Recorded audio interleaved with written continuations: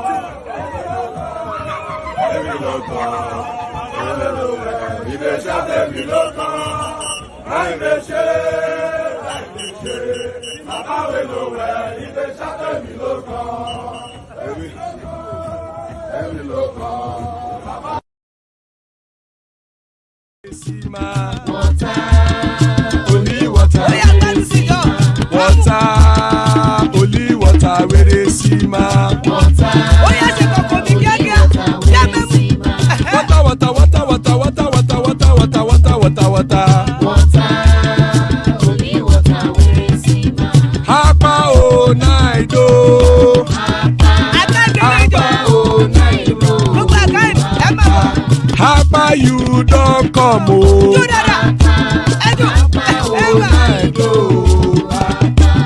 Hapa o naido.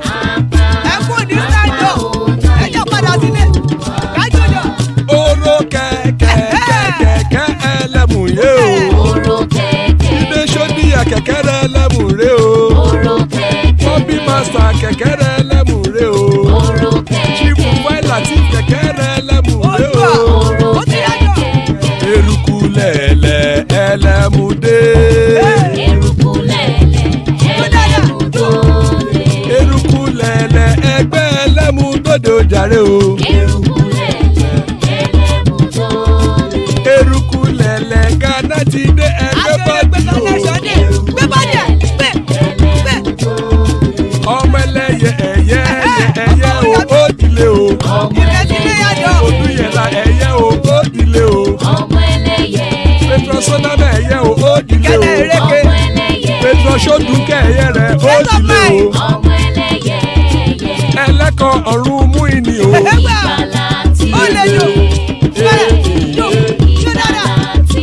Àkùkọ ọ̀run méjìkọ.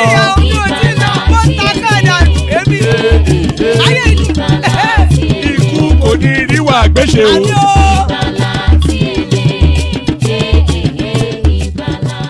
Oyedu àìkọ́ omeriwo ní ìzú onílé-ìròyà abákàrẹ̀ mọ́mọ́dàwòrá Nnamdi win the war. Python that's one, Python that's two. Now Python that's a three. Unaboli Mary Nnamdi. Nnamdi win the war. Python that's one, Python that's two. Now Python that's a three. Unaboli Mary Nnamdi. Nnamdi bu onye du aimo. O Mary wone nizu ngiro ya. Abakare Mamanda Ora. Unaboli Mary Nnamdi. Nnamdi win the war. Python that's one, Python that's two. Now Python that's a three. Unaboli Mary Nnamdi. Nnamdi win the war. Python that's one, Python that's two. Now Python that's a three. Unaboli Mary Nnamdi. Nnamdi win the war. Python that's one, Python that's two. Now Python that's a three. Unaboli Mary Nnamdi. Nnamdi win the war. Python that's one, Python that's two. Now Python that's a three. Unaboli Mary Nnamdi. Nnamdi win the war. Python that's one, Python that's two. Now Python that's a three. Unaboli Mary Nnamdi. And there it is. Nnamdi wins the war. So there it is. Nnamdi wins the war. So Nnamdi wins the war, as hopefully we are hopeful now that today is the last day now, or this session now that we are just starting off will be the session that we know who the next president of Nigeria will be. So it's not going to be, there's not going to be any flapping around, any fluffy stuff now. No long-winded readouts, no silliness. It's just really straight to matters that are pertinent and germane to the Nigerian state. But no long-winded readouts. But I will bring you just a couple of headlines, and most of the session will be spent with one of the major channels, monitoring as things are coming out, and we will be reacting to them. So that is what this session is going to be about largely. And we'll be monitoring them, hoping to land now on a result, because now, any which way that it goes, it must now go to a conclusion. So we need this to end, and we would like it to end today. So we need this to end. I would like it to end today. But before we go to the channel that we'll be going to spend most of the day with, let me just bring you a few headlines. So these were the headlines as at the time that I came across them. But as you are aware, it's a fast-moving situation, and things are changing and evolving rapidly. So this headline, so I'm just going to give you just the headline, not even one single paragraph of the body of the story, because the headline already should tell you what the content of the article is. But breaking, TINUBU takes early lead in Abuja, defeats Atiku Peter Obi. So is TINUBU going to seize Abuja is the question. So that question, maybe it has been answered since that headline came out. Trouble for APC PDP as Labour Party wins another House of Rep seat. So now that question now that Labour would not have anybody within any of the houses, I think that question has now been answered by the Labour Party, because my recollection that they had already won a senatorial seat, and it looks as though now a House of Rep seat also being gifted to somebody under this Peter Obi wave. So there is that. Probably things have probably still evolved since then. So now polls. Presidential poll, TINUBU wins 9 local government area as Obi sweeps 2 in Rivers. So I was especially, so let me, permit me to reverse on myself and just read you this, because I'm only really reading you this because this is one of the most hotly debated space within this platform, especially with some elegant lady called Zeta, putting her head above the parapet, and then, of course, as the expectations, Rotten Tomatoes being thrown at her all the way through. So now, it looks as though now vindication for Zeta. Our presidential poll, TINUBU wins 7 local government areas as Peter Obi sweeps 2 in Rivers. So she did say a landslide, and it looks as though what Zeta said may well have come to pass. Presidential candidate of the All Progressive Congress APC, Bola Tinubu, is so far leading in 9 out of 11 local government area results already declared by the Independent National Electoral Commission (INEC) in Rivers State. So let's just pause there for a moment. So he's leading from 9 out of 11. He has how many did he have? He has 9 out of 11. He has 9 out of what is already declared. Peter Obi having is that a total win actually? 9, 10, 11. So it says presidential candidate of the All Progressive Congress APC Bola Ahmed TINUBU is so far leading in 9 out of the 11 local government area result. Okay, was already declared. Also, the presidential candidate of the Labour Party is trailing behind TINUBU, having won elections in 2 local government areas in the state.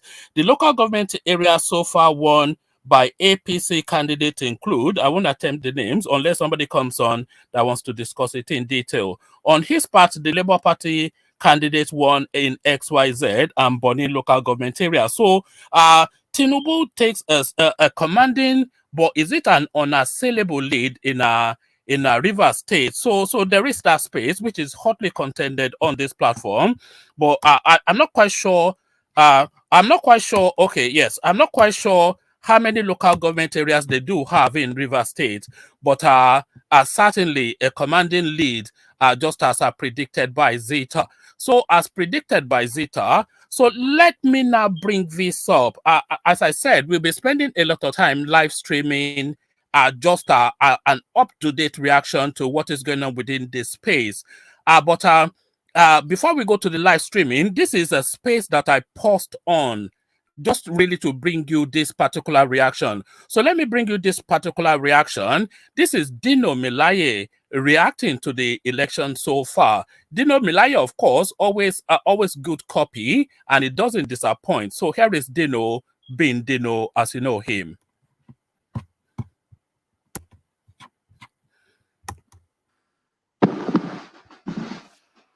Dino Melaye, PDP. Mr. Chairman, I said the voice of the people is the voice of God.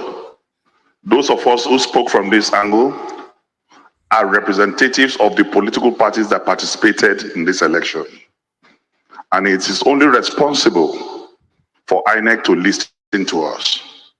When you made your presentation earlier, you made it look as if agents are just here to rubber stamp whatever the returning officers are presenting, because you said you passed that stage. It's at the stage of polling unit. Vision Section 6 have already mandated you, because you are also a returning officer in this election. It's just the difference is that they are returning officers from the states and you are returning results for the presidential election. And the provision of Section 65 is very, very unambiguous and is clear. And it is that you have the power and capacity to review results here. And you cannot review results if there are no agitation of infractions from the political parties. And that is what we are saying. That we cannot move forward except the law is respected, except the promise you made to Nigerians. I have just done a little research. You have promised Nigerians 68 times that beavers will work. And my brother Barrister Festus Okoye, after I checked using Google machine, I promised Nigeria 118 times that beavers will work. We want to see it work and working by going to the portal to see all these results. It worked in Edo, it worked in Osun, it must work in this presidential election. We cannot proceed with computation or collation of results when we cannot see. The confidence we have in this electoral act is the introduction of the electronic transmission of results. If that is not done, then there is no difference between what we are doing now and what we did in 2015, because what you are doing is practical manual collation. That means the billions, including mine, that was spent on the issue of beavers and transmission of electronic results is wasted. And we should not be wasted. We want categorical response on this issue of voting results. Thank you. Mr. Chairman, my name is Nze Frank White. I represent the APP. Mr. Chairman, last Saturday, Nigerians trooped out in their mass, in millions, because of the confidence that the electronic transmission of results put in them. Okay. So I just wanted to really document that Dino performance, because Dino, of course, always good copy whenever these things are happening. So, of course, we have 8-star panelists now. I think probably one of the strongest panelists, one of our, some of our stronger panelists, I should say. Kulata present, Janle Koko present, Collins, the posh Collins, Charles, the posh Charles, and the John Smart, who lives up to his name. So we have this gentleman so far, as the room will almost certainly will no doubt continue to populate. But gentlemen, before I go to you, let us go back to that steers elections presidential thing that we've been using as a template to monitor, because this is a conservative inputting of the Nigerian political space. So this particular thing now that I'm bringing on the screen is a few hours behind the process. So now these are things that have been solidly checked and validated. So as categorical as you can be, this is categorical. So let's bring this up to see what the steers poll is telling us. So this is where they are in the process. TINUBU, now last time we checked, it was 1 point something million. This time we're here is 3.5 million. Atiku chasing him hard with 2.5 million. Peter Obi keeping it respectable with 1.4 million. And we are all wondering why Kwakwanso turned up with 119,000. So that is where they stand roughly in this highly conservative documentation of the electoral process. So that's how they stand. So now the map itself and the colorings of the map, according to victories attained by different political parties. So they've spruced it up, because when we last checked, as the results were coming in, they were putting it in patches all over the map. But now it looks as though they've decided not to put it in patches. They've just gone now with what is known for the whole state. So this is what is known for the whole state, and just a cursory glance at this might well misdirect you. This might be misleading if you just look at it on the surface. As ever with everything, the devil is always in the detail. So we'll delve into the details of some of this to see especially what is going on. So we'll do about 3 or 4 of these, and the panel can chime in as well if they deem fit. But we bore into the details of this, and let's kick it off with Katsina State, which you can see is green. And by the way, just for the purposes of understanding what is going on, the light blue colors are the APCs. The red, of course, the global color for the Labour Party. The green color for the PDP. The purplish color for Kwakwanso, and then a dark gray for others. So that's what you'll be seeing on the screen. So now, as you can see, you might well say this is predictable, that all these northern spaces have gone to Atiku. The disappointment that Buhari did not deliver his own home state, but did he or did he not? So now let's bore into the details of it. So this is Katsina State, which you see is all green. But then if you bore into the details of it, so look at this stabilized space where the scroller is that I'm scrolling up and down. So if you bore into the details of what actually went on in Katsina State, it was actually a no victor, no vanquished tie. It's a no victor, no vanquished tie. So why am I saying this? TINUBU got 46.06% of the votes. Atiku got 46.71% of the votes. So essentially, they both got 46% of the votes, given all this just minuscule margins. So that essentially is a tie. they both got 46% of that vote. So whatever the voting outputs are from that state is evenly split between Atiku Abubakar and TINUBU. So that's Katsina State. But what went on in Yobe State? So this is Yobe State now. TINUBU got 40% of the votes in Yobe State. Atiku Abubakar got 52% of the votes in Yobe State. So now, that again, a very strong showing. But of course, if you just look at the map on the basis of the colors, then it doesn't give you a real full picture of what the map is telling you. So what it's telling you is yet again a strong showing by TINUBU in Yobe State. So let's come out of that and then go to Adamawa State, Atiku's own home state. TINUBU secures the minimum legal requirement of 25%, almost tipping into 26%. Atiku did an okay, as you are, sort of 59%. Because, of course, if we are looking at these figures and we want to match them against the figures coming out in the Southeast, then this is not really so much of it's a homeboy blowout of everyone. This is a respectable but not outlandish performance by Atiku Abubakar in his own home state.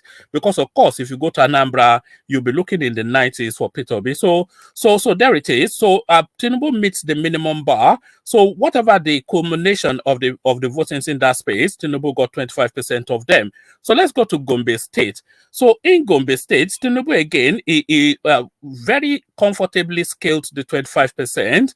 Atiku, more impressive than his own home state, 62.5%. Peter Obi comes in to register an acknowledgement of 5%.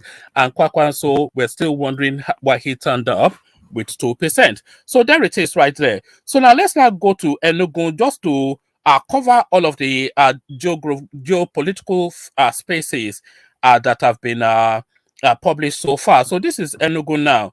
TINUBU, why did you turn up with a 1%? Atiku, why did I bother with a 3%?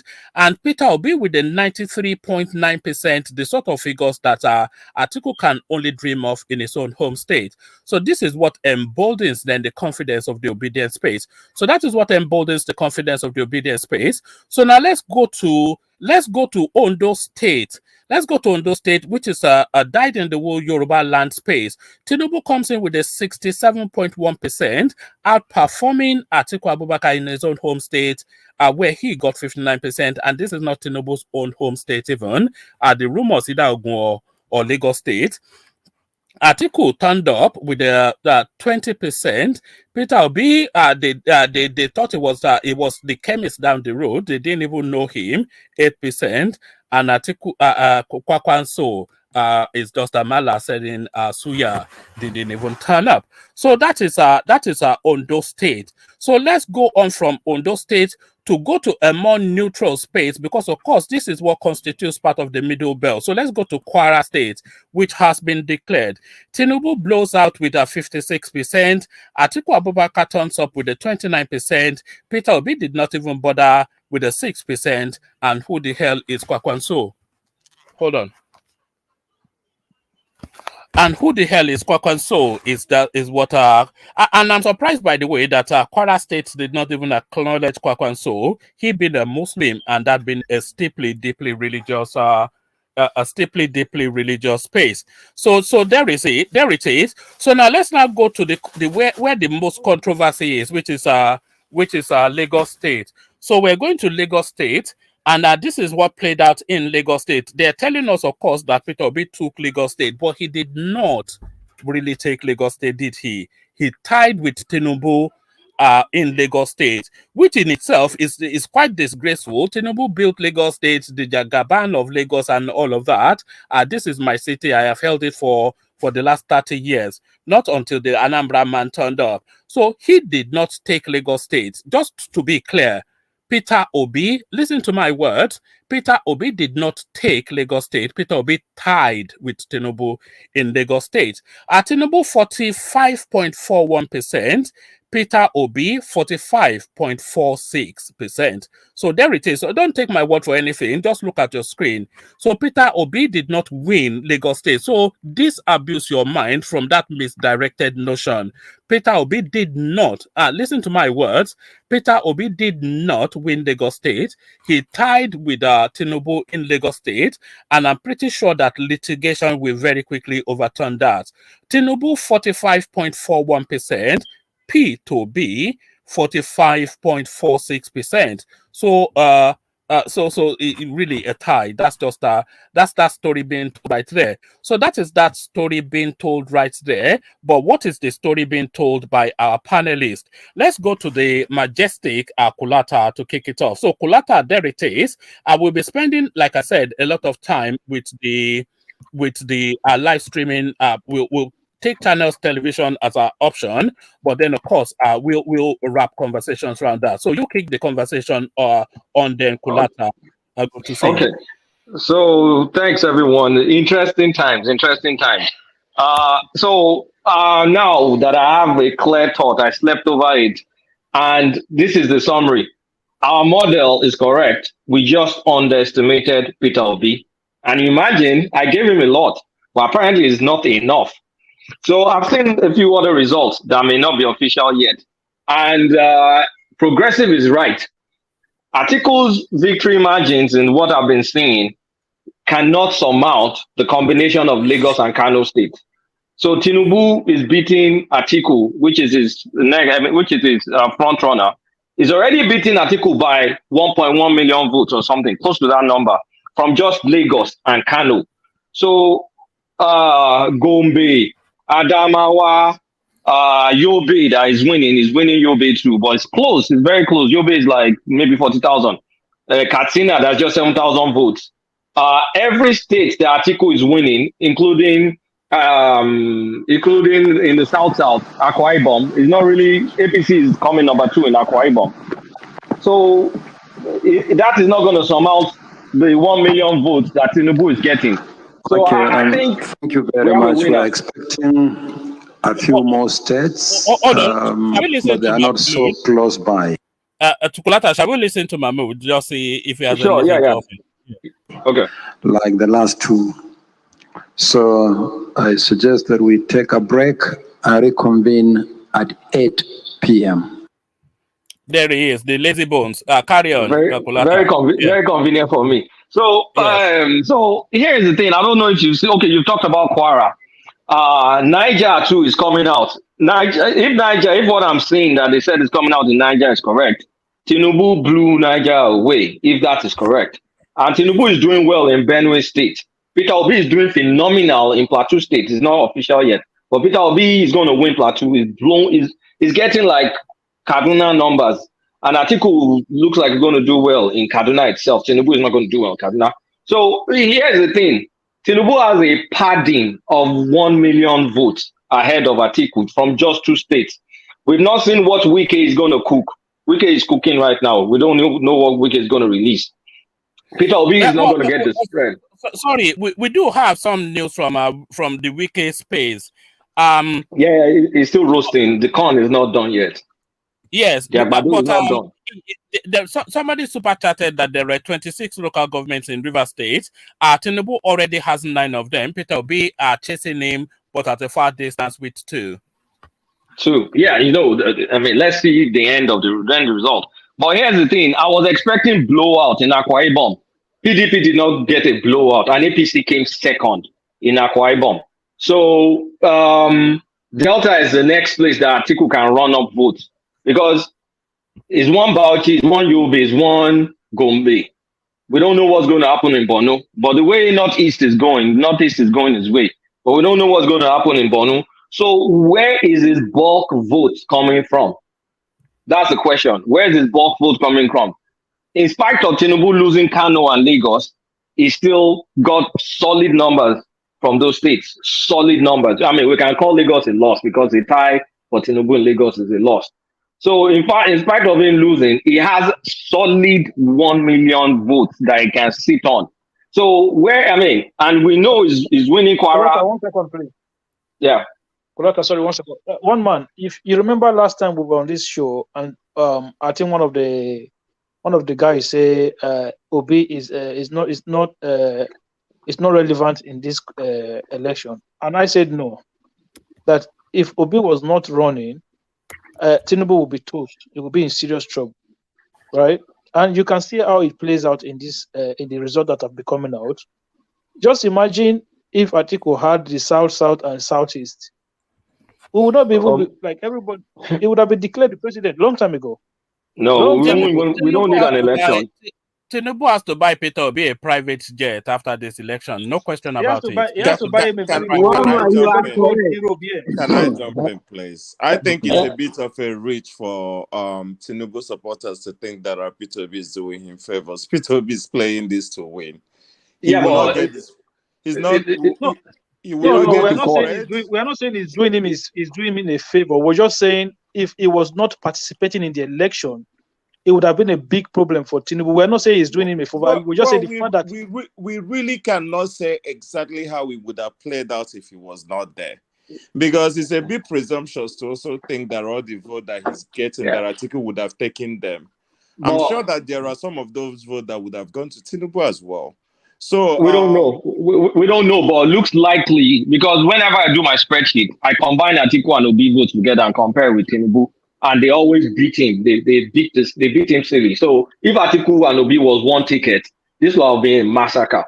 They will have killed APC top to bottom. But almost Atiku everywhere. and Obi wouldn't have been one ticket anyway, because Atiku was never going to pick Obi this time, because Atiku didn't even know exactly his but this is an hypothetical situation. We're not talking about anything close to real. So, I might want to disagree with you a little bit. If Peter Obi is not in the race, Easterner might not be energized to come out and vote the way they are voting now. And Christians that are even voting for Obi on the basis of religion might not be energized as well. The middle class people that are, in the metropolis cities around the country voting for Obi might not be energized. They might just, feel, let's just sit at home. This who TINUBU and Atiku, two criminals? No. See,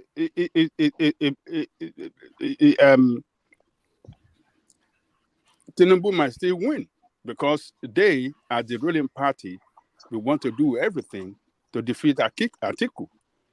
So, but Obi in the race brought in a different dimension, into it. So we shouldn't be saying that, if Obi had not been in the race, maybe Atiku would have defeated TINUBU. It might not necessarily be so. Okay. Before I leave, because I'm going to leave. I'm going to leave very soon. All right. Let Kulata carry on. But Kulata, hold on, everybody.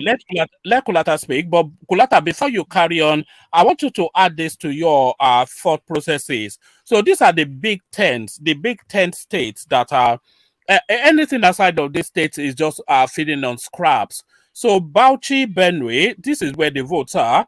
Bauchi, Benue, Delta, Plateau, Oyo, Katsina, Rivers, Kaduna, Kano, and Lagos. So we already have Lagos, Kano, we have Katsina already, we have Oyo in as well. So now, what, and we have Bauchi in as well. So something seismic has to happen in Benue, Plateau, and places like that. Plateau has gone to Benue and Plateau. Plateau has gone to Obi. Benue is APC or Obi. So those two are gone. That's what I'm saying. Those two are gone. And another shocker. Let me give you another shocker. Let's Kulata because he has to leave soon. Yeah. The states that all of us said Obi cannot win in the middle belt is won it. Nasarawa. Obi is coming number 1 in Nasarawa. TINUBU is coming number 2 in Nasarawa. Atiku is coming number 3. So Obi has shocked us in Lagos. He shocked us in Nasarawa. Plateau is not a shocker. I expected it was going to do. It was almost like a tie between Atiku and our projection. Benue is not a shocker, but absolute shock is Nasarawa and Lagos. Absolute shock. Then another absolute shock is, well, it's not a shocker, but it's outperforming in the southeast. They have, southeast is an all-out ethnic vote, ethnic religious vote. They're not giving APC any breathing space. But Imo is trying to cook. He's trying to cook 25% in Imo. I think Ebonyi too is trying to cook 25%. So I think we're right there. But we're wrong in Enugu because the TINUBU and Atiku are not getting anything. They're getting single digits. So Abia, I don't know what's going to come out of Abia. So our estimation, while we think we did well for Obi, we did not do enough for Obi. Obi is outperforming in Christian enclaves, outperforming in Igbo enclaves. Is the only one that is turnout is gangbusters. While the overall turnout may not be massive, but Obi is drawing out his people. And Obi, if Tinubu wins this election, he just needs to go to Obi and Kwakwanso and say, thank you. And if he wants to make peace, if he wins, he needs to bring in those youths into his cabinet. He has to stretch his hands. Otherwise, the country will burn. Because Obi is doing something phenomenal to Atiku's vote. I've not seen this kind of thing before. What is going to burn the country? What is going to burn the country? Restiveness. It can't be business as usual. Kolata is it right. Won't be business as usual. The country has signaled. What we are seeing from the Obi vote is enough is enough. That's what the country is saying. We cannot ignore that. No. What I'm the country will burn. In 8 months, you cannot ignore it. In 8 months, the company is that. Hold on. What I want to know is what is going to burn the country. Why should the country burn if it does not include them in its cabinet? It's figurative. Okay. So this is what I'm saying. While you see, like I said, the general our projection spot on. The only weak thing about our projection is where the 2 places Obi are shocked.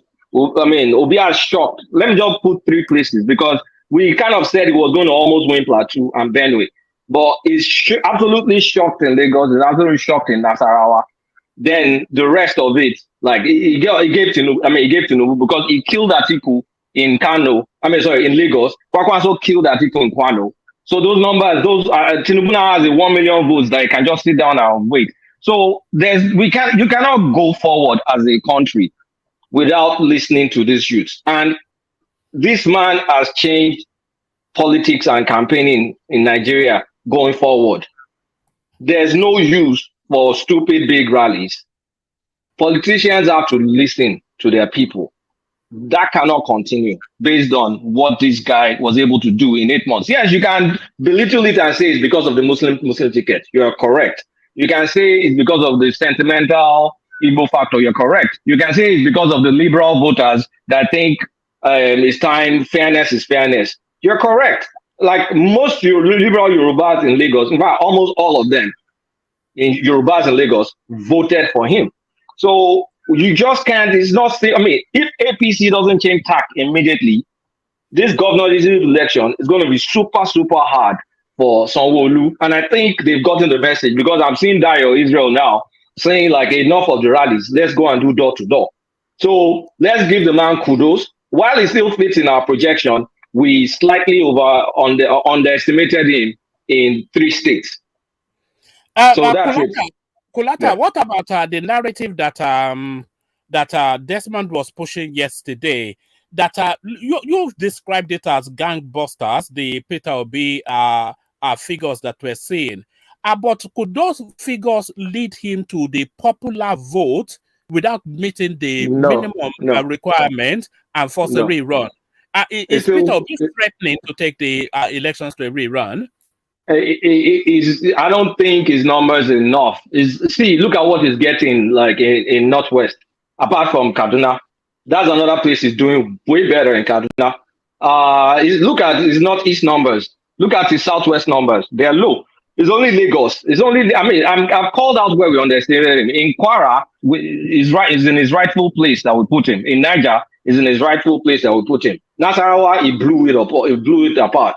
Lagos, he blew it apart. Benue is in his rightful place that we put him. Which other place? South, with what shenanigans Wike is doing, is in his rightful place. Akwa Ibom, he came third. So we don't even know what's going to happen in Cross River. So South is still looking like what we said. The only thing is Enigmatic may lose that Edo bet because it's doing well in Edo, but APC is doing closely well. He already lose that one. He's lost. Enigmatic has lost, Abi. Yeah, he's lost that one. Obi is going to win Edo. So that's another place we slightly underestimated him. So his South numbers are not as strong as people projected. It's closer to what we have, but we're going to see. We need to see Cross Rivers first to finalize. But Akwa Ibom, it did not perform well in Akwa Ibom. Bayelsa, I don't know. Bayelsa is too small. Delta, let's see what's going to happen in Delta because there's some shenanigans going on in Delta. But Wike has ruined South for him. Wike has ruined Port Harcourt, Rivers State for him. So the rest, Northwest is zilch. Is dead in Northwest. Southwest, Interland, zilch. Northeast, zilch. So it's just Plateau, Nasarawa, Benue. That's it. Niger out. Kwara out. Kogi out. So same projections. It's just a few areas that is outperforming what we thought it was going to perform. So that's how I read it. But a lot of the attributions that a lot of the permutations from the obedient space, their sure bankers were their own homestead, which is the southeastern space, and they also sure banked the south, which a lot of cautioned them, but they sure banked it anyway. So we know at least that two of those spaces is not theirs to take. They might not even put up sufficient enough to hold second.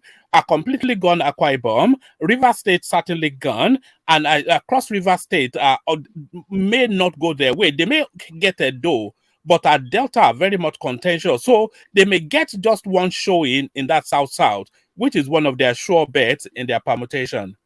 Yeah, it's Edo that may be them surest bet in the south. We don't know Bayelsa, but they were supposed to take Akwa Ibom. That did not happen. So if Akwa Ibom goes one way, Cross Rivers cannot go too far. Cross Rivers may go PDP because PDP snatched the ticket from Ayade. So South is looking closer to what we said. Southwest is close to is what we said, apart from Lagos. North Central is what we said, apart from Nasarawa. Northwest is what we said, but more about performance in Kaduna. Northeast is what we said, and it did not make 25% in Adamawa, which is a Christian state, and where I don't know what's going to happen in Taraba. Taraba is the last one, so I don't know. I don't think he can beat Tinubu's popular votes. It's not possible because Tinubu is either coming first or coming second, right? It's only in the southeast, and you can see that southeast vote for Obi. It is criminal. Like, make you allow vote for other ethnic groups and ethnic nations now. They said no. Look at Enugu votes. APC got like 5,000. APC is like the Labour Party of Enugu State. PDP too got like 15,000. Like ridiculous votes. So Anambra is going to be gangbusters like that. So I don't know if you'll be able to get with the margin though. If I think about it, I think here's the thing. Everybody has seen this result. The party, they've seen the result. Now, who are the two people fighting?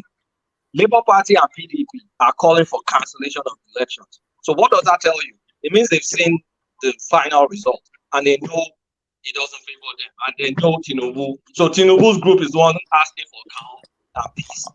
So no, I'm going to interject there. I'll stay on. If this meeting finishes early, I'll join back. Thanks, everyone. Yeah. All right. Thank you, Kulata. I think Kulata has to go attend to more important. One more. Can I quickly say something, please?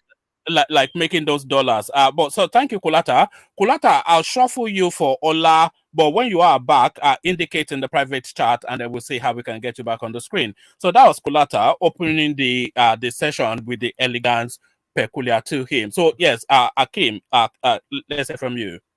Yeah, thank you very much, Roman. Before I go, I just want to quickly ask who are the OB supporters on the platform currently now. Is anybody there that's supporting OB? I am. Who is that? I am Spartacus. No, one man, not you. Collins and myself are the obedience here. Okay, so I just want to say, because I know we've had a lot of back and forth with people like Des and Man of Prestige, Joel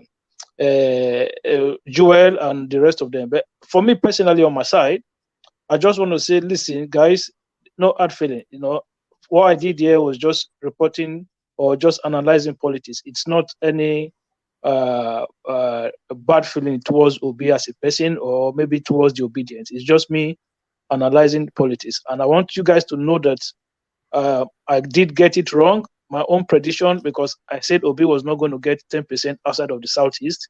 I'm going to put my hands up and say, listen, I got that wrong. I just want to say, on this election, I'm proud of the race that you guys ran, and I just want to say you guys didn't lose, because what has happened in this election will make these politicians and these leaders to sit up and listen. And this is what I've always wanted. The only thing I just did not want to associate myself with is those insults and all those negative that was going on with the Obi movement. I was hoping that the guy do very well, but I was following the template from previous and past elections, making my judgment and predictions from that. I never thought he was going to win it though, but he did. And so you have to acknowledge when someone, you know, surpass your expectations. So that is what I'm trying to just do here, one more. Thank you. Okay. First off, you really don't need to apologize for anything. It's election, and people get emotional and wind up, and they say all sort of things. A lot of our projections are based on our deep-rooted bias that sometimes we don't even know exists, to be fair. So that's nothing to apologize for. But when it comes to the insults, it's all around. Everybody insults everybody. You know, I take exception when people just want to particularly tag Obi support or the obedience. So basically, you are just saying no accountability. Oh, so please, no, sorry. Let me talk. Yeah. So I take exception when people just tag obedient as the ones that insult. Everybody insult, even APC presidential insult everybody and insult their mama join. So when people start with that insult, then I really don't buy it. If anything, all they got is their keyboard. They've been the one that been constantly attacked. So I struggle so hard to want to see the angle that yes, a lot of them are a bit more. We are talking about a lot of young people as well that probably haven't seen an election or something, and they got data to chat. A lot of them sometimes a bit too exuberant. I get that, but to now narrow the insult like it was coming from one person or one party, I really do take exception to that. But coming to what Colata just said, I still think that even now in the projections that we're trying to make and everything, we are still making them based on our bias. Obi have every bar that has been set for him, he has more than surpassed it. But we still not really seeing anything because we keep surpassing it and we keep shifting it. People think that, oh, if he's not there, maybe if he's not there, TINUBU could have been cruising to victory. Maybe if he's not there, you know, anything could have been happening. Maybe if not there, like Angelica rightly pointed out, everybody would have sat home and weighed this one out and be like, why should I bother? You know, so I think people should abandon that space of Obi is there and is helping anybody. Obi is playing to win. Whether from the figure that is coming out from Plateau, 1.2 million, and it could go because the election is not over there. That already will cushion a lot of what these guys already have. And vote coming from Southeast, if he continues with this trend, that is just what he will be banking. So if he uses central northern states to try to catch up with these guys, he will be basically banking a lot of votes coming from the southeast. So if anybody thinks that Obi might not push this to a runoff and be the one to take on that runoff with anybody, I think that person should really start rethinking. But then again, it's always good. It's always better when you're underestimated, because that's actually when it feels better. So people don't even know your move. And about challenging some of the results and everything, from what I'm hearing, they believe that Lagos, the rigging and the suppression manipulation was so much that they had to reduce it that close, and that is what they are contesting. They're contesting Lagos, they're contesting Rivers, and they're contesting Sorry, who's contesting it? Who's contesting it? These are the areas, the states that the Labour Party. Do you mean the Labour Party is Labour contesting? Party, yeah, okay. Labour Party, Lagos, Rivers, and Imo State. These are the areas, and they Collins, I watched the result at the national INEC with Mahmoud, the president, when Lagos State commissioner of INEC commissioner came to announce the result. After announcing the result, Colin Mahmoud asked agent if they have anything contrary to the result announced. Obi have hold on now. Labour has already walked out. Hold on now. Well, come now. Angelica, I watched it too. Hold on. We played it here. Yeah, they have already walked out. Them and the another 9 parties have already walked out. They said that they don't even believe what is being done. So okay. It's not okay. Can I quickly say something on that one? Saying, that issue? What I'm saying. Hold on. Let Ajande Koko land. Yeah, carry on, Ajande Koko. Labour did not say anything contrary or put up any contest. Because they no longer have a representation there. So what do you mean by they don't have representation? They walked out. They walked out. That's they walked out with Dino and all of them. Yeah, they walked out. Yeah. Oh, okay. I got you. No, they can walk out and still register a protest. That's not a. But gentlemen, I want to take opening remarks. Hold on. I want to take opening remarks in the sequence that is on the screen. But I'll make that comment, and then I'll take opening remarks starting from Ajande Koko to land on Tiger. Okay. One man, on that Lagos, on them contesting Lagos. This is one of the problems that they have. Imagine the party is asking people like voters to upload polling unit results that they have with them, not agents. They're asking voters. They open a social media line where people could upload results. So if you are running for a presidential election, you must have a war room and you must have a first-hand result at hand. So as soon as the polling unit result is closed, that result must come to your war room straight away, your situation room straight away. So Labour Party, the way they are going now, it seems that they don't have those information. So they're they're just going by saying no, don't interject because you throw us out of sequence about I just want to say something. Hold on. I'm going to take the conversation round and then you get it's just to manage that. It's almost like a guesswork to say no, the vote is more than this, or we think the vote is more than this. If you think the vote is more than that, present your own polling unit result. Show it to the world. Let us see. If you think the numbers are different from what you have, you should present it to the world and let the world see. Simple as that. All right, brilliant. Just to that space, I think a lot of this protests, they are just really for the cameras, a lot of them. Because I think at the polling unit level, those results would have been signed off by their agents. So unless what is being presented does not marry what their agent signed off, then really I'm not quite sure how much leg a lot of these protests will have. Outside of ballot snatching and all of but if the results are already agreed at the unit level, I'm not quite sure how much the protest, what the veracity is. But let's take. Sorry, before you take this round, let me just quickly. I won't take long on this one. The thing about it is that you might just see it like registering protests and all that. But even international observers are now beginning to say there is shielded in secrecy. So they've probably succeeded, not Labour now, I mean all of them. They probably succeeded in creating that doubt, because what they are making INEC to do is that while you're collecting all of this, that there should be something that we're looking at to make sure that it's all adding up. You know, but because there is nothing that we're looking at to make sure that it's all adding up, you're basically computing number and giving to people. So that is what and the international observers are starting to believe it. So they just basically, we know that this place will end up in litigations and all that. So they're building their case. That's just for it. And I think they're doing very good at that. All right, I have a clip of the international observers, which I'll play at some point.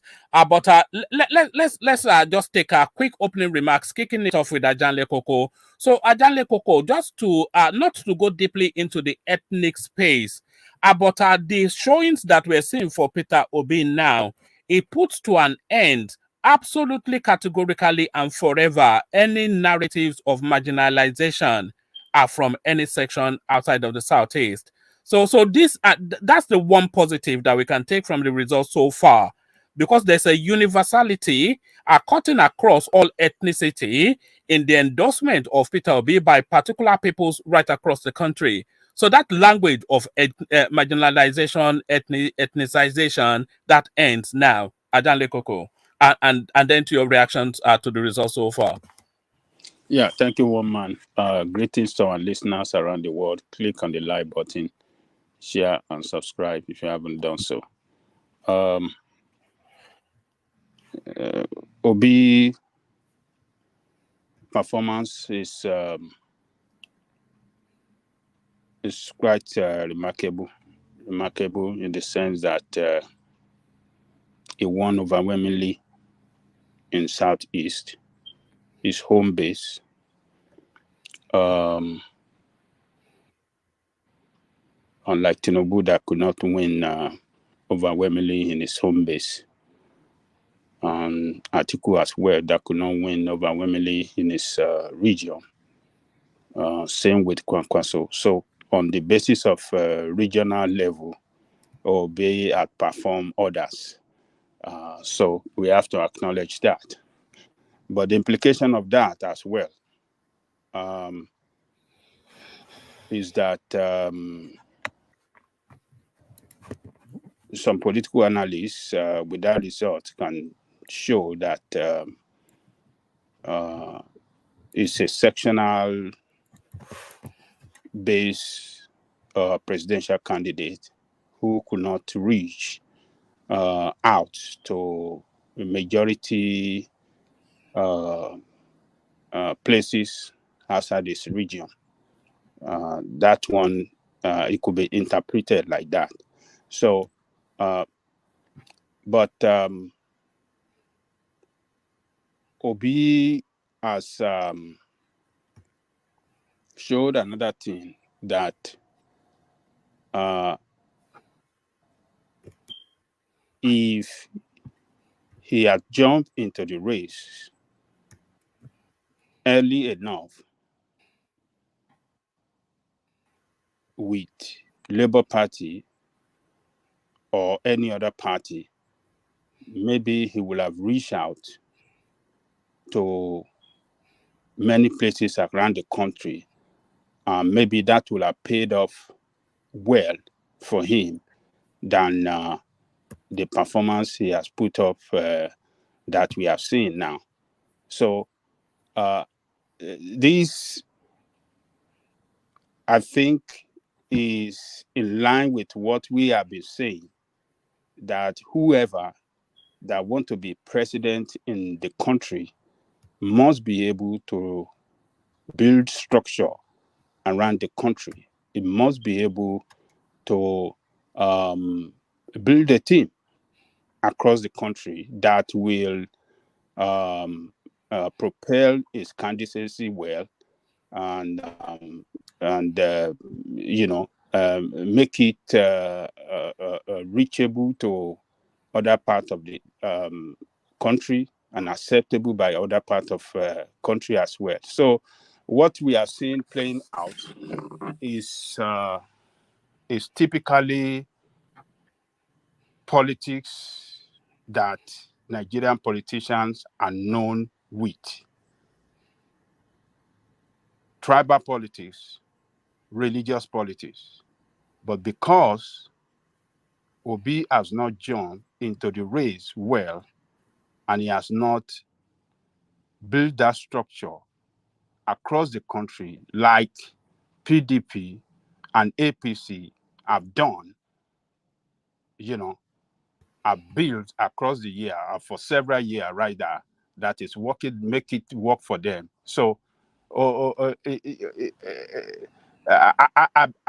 think when we are saying this, when we are telling people, I think they have seen it now that building structure across the country help a lot for someone to perform very well in presidential race. Look, TINUBU, even though is in a national party, the biggest party by my own reckoning today in Nigeria, if we have to consider the number of governors, number of senators, number of FASE, number of local government they control, they have control, they have people in elective position across the country more than any other party. Even with that, TINUBU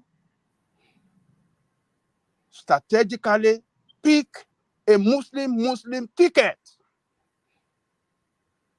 What does that tell you?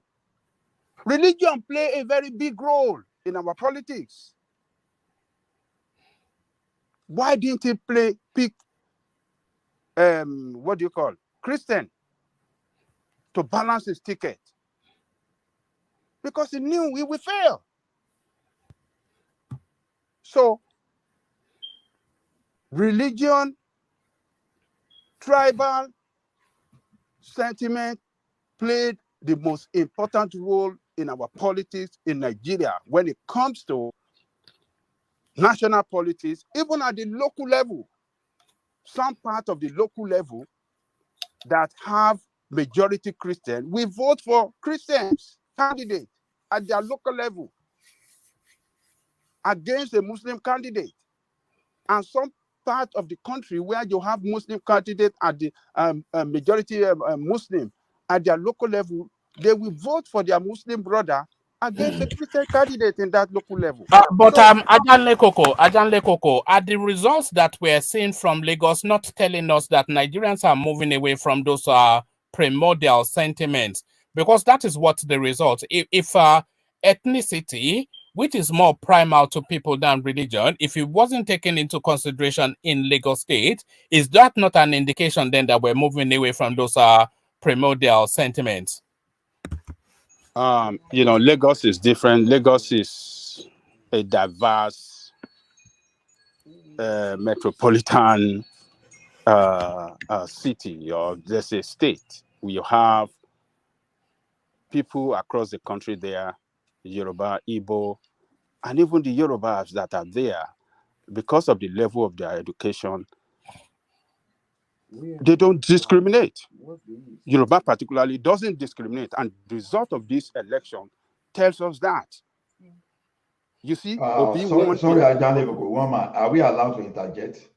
Only a little bit, just so we can quickly get everybody's opening remark. But you can, but not in a longer. Okay. I would like to respond to that Lagos you just mentioned. See, I see Obi performance as a product of ethnicity, religion, and class. You see, when you see the number of Christian, Igbo people, and the middle class in Lagos, that explains why Obi seems to be leading in Lagos. So we've not moved away from the primordial sentiment. So Igbo people, Igbo community, look at where they have a large number, they voted for this guy. Look at where we have middle class, they voted for this guy. That religion too. he contributed. So we've not moved away. It's only that we've not been able to sit ourselves down and analyze it properly. So that's what I wanted to say. Thank you. All right, thank you. So it's a complex situation, but hopefully we're moving away from it. But Ajan Lekoko, it's shaping to be one of the most epic elections we've ever had. We're now 2 days into after vote has been cast, and we're not without any real confidence. No one can really say this is where it's going to land. Ajan Lekoko. You see, the question again, one man, I didn't hear you. No, I was saying that this is shaping to be one of the most complex elections and certainly one of the most intriguing we've ever had. We're now 2 days after voting should and did end with just a bit extra, but we're not any clearer. Even 2 days after the votes have been cast, we're not any clearer as to where these elections will land. Nobody can still say with any sense of certainty that this is who the next president will be. So very intriguing, Adan Lekoko. One man, we know those that are competing with each other now, the two strongest candidates in the race. So this contest is clear with results we have had so far is between Atiku and TINUBU. So we shouldn't,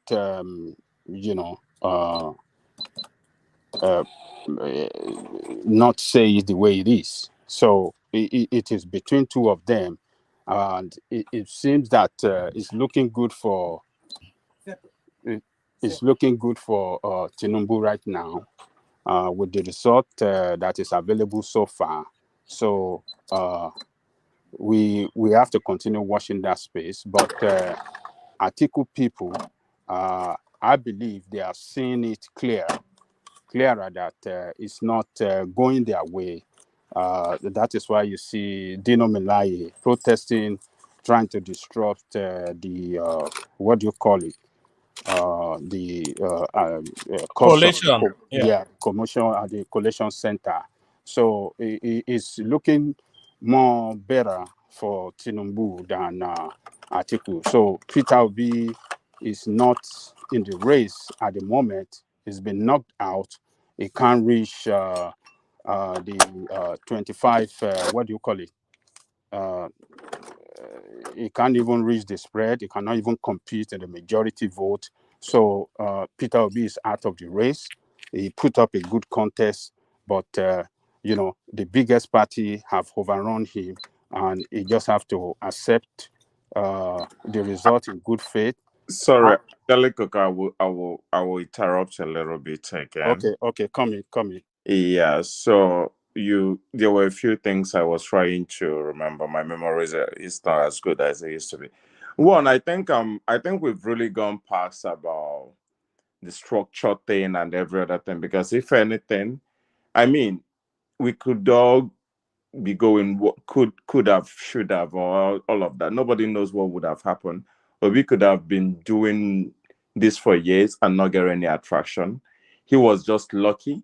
If anything, I will probably tell you that he probably, when he left, was probably the best time for him to leave, because then he had already eager waiting people that saw the primaries and were not impressed. So he was able to move with those people. So anybody could be like, okay, maybe. I don't think there's any other best time for him to have done it than when it happened. He's lucky. I will give that to him. And when it comes down to when it now comes to Peter Obi not being in the race and everything, I still really don't know whether, because all the TINUBU big votes have already dropped. All the places that he's expecting big votes, they have already dropped. As we speaking right now, Obi's votes is not dropping, because if anyone is doing the calculation based on what they're seeing, they now they're making that mistake that we've made for months and months. He's going to collapse into Atiku. He's not going anywhere. He will become Showore. And he keep proving us wrong every other. But sorry, Collins, the bulk of Peter Obi's votes are already known. So what will now come out again are just rogue votes that just come to him by surprise. So the Southeast is already known, and he has failed quite substantially in the South. So it's just all this, maybe like Plateau, so also all these rogue states. Can I interject, please? But nothing impactful to come from Peter Obi anymore, I suspect. Okay, now let's forget Southeast here, because none of them have been registered into it. But TINUBU's votes have already been collected into the what you were saying. Now take 1-point-something million votes in Plateau that we already know that is there. At least what is already there, and put it there. Now that takes him to like 2-point-something million. Then take whatever you can take from the South, from Benue, and put there 600,000, 500,000. That probably takes him to 3 million. Take whatever you can from the rest of the southern South region. So sorry, where are you getting that 1-point-something million votes from, Plateau? Oh, from the production line. Please, can I interject, please? Yeah, hold on. Let Colin land this point. Yeah. No, it's already there. I can even give you the exact number. But you mean Plateau? Yeah, Obi got 1-point-something million votes in Plateau. Right. Okay. No. I'm telling you that Obi, we're still here today. Everybody will see it. Obi is at this point scoring 1-point-something million in Plateau. Obi is at this very state that I'm telling you, scoring 1-point-something million votes in Plateau. Okay, can I explain something to you quickly? Yeah, you can come in.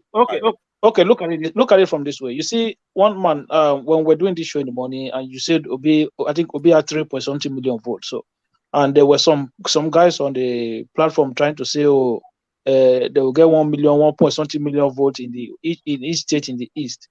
Okay, we saw Enugu, he only got 400 or something thousand in Enugu. Even Anambra, I think Anambra, he did not even get up to 700,000 in Anambra. So there's no state in the southeast where Obi got 1 million votes.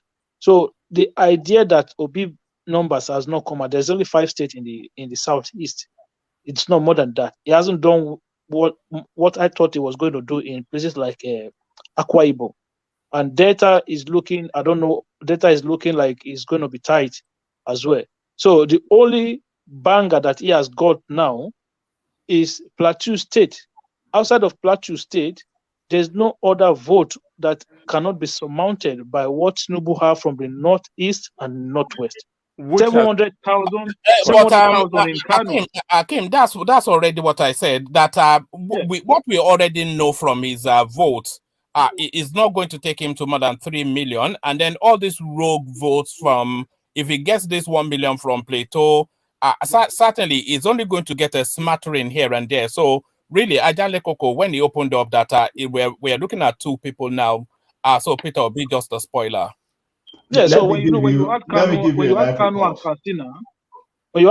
Katsina, that more than go past what you got in Plateau. Then look at the rest of the northeast and northwest state. He hasn't done it. Look, he's basically not done 25% anywhere in those states, apart from maybe, I don't know if he even done it in Kaduna.